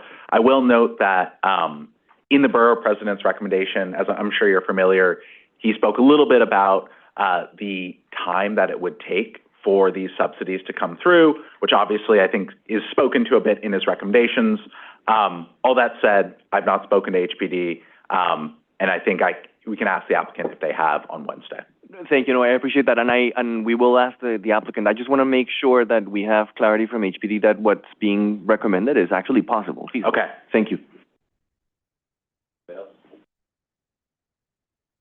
ahead, Commissioner Benjamin. One quick one. A number of the people who have written to us have cited that the Catholic Church, I don't know whether it's the diocese or the archdiocese, is the not-for-profit that they've been talking to about whether they would be willing to pay a market rate for this site. Do we have any further information? I understood that there was a letter that was written. Yeah, so there was a letter written from Catholic Charities to Community Board 7. It was submitted around the time of the public hearing, and the full letter, I'm happy to share that with the commission, or, I'm presuming it's already public. But basically what it said was that Catholic Charities had spoken with the applicant with Air Linen, but there was no interest in selling the site. And at that time, Catholic Charities had ceased any involvement with the site. Okay. Thank you, Juki. We will pick this one up for a public hearing on Wednesday. So thank you very much for all of your work on this. Okay. Sarah, what's next? Okay, future votes for Wednesday, November 6th. Staff have prepared a report on 853rd Avenue ACS site selection and acquisition, which had a public hearing at the October 16th public meeting. Chuki is here to present. Hi, everybody. Hi, Juki. Good to see you. So this is a pre-vote recommendation for 853rd Avenue ACS. This is an application for a site selection and acquisition action jointly sought by the New York City Administration for Children's Services and the New York City Department of Citywide Administrative Services to facilitate a 17,900 square foot trade shop for construction and repair of fixtures and furniture used by ACS facilities across the city, as well as roughly 1,300 square feet of space on the adjacent parking lot at 853rd Avenue in Sunset Park, Community District 7, Brooklyn. The public hearing for this application was on October 16th, 2024, and the vote for this project is this Wednesday, November 6th. The department supports this application by ACS and DCAS. We believe that our sister city agencies have laid out a convincing case that the space at 853rd Avenue is well suited for the ACS trade shop. The loft-style industrial building at 853rd Avenue is ideal for the repair and construction activities undertaken at the trade shop. The loading facilities at the project site and its proximity to the entrance of the Gowanus Expressway will facilitate efficient delivery of materials to and from the trade shop and ACS sites around the city. Finally, the site is appropriate and compatible with the industrial, commercial, and utility uses that exist in the immediate vicinity of the project site. Thank you. Okay. Thanks, Chuki. Thanks. Thanks, Great. Chuki. Okay, lastly, for consideration on Wednesday, November 6th, we have a SNAD CPC certification for SAR Academy in the Bronx Community District 8, a renewal and modification of previously approved special hillsides authorizations for 43 and 47 Cecilia Court in Staten Island Community District 1, SNAD authorizations for 55 Seagate Road in Staten Island Community District 1, a special hillsides authorization for 301 Howard Avenue in Staten Island Community District 1. Briefing materials for all of these projects were included in your weekend materials. Wonderful. Thank you, Sarah. Are there any other items for today? No, Chair. Okay, so with that, thank you all very much. We will see you on Wednesday for our public hearings on the items as discussed, and with that, we are adjourned. Thank you. The time is 4:16 p.m.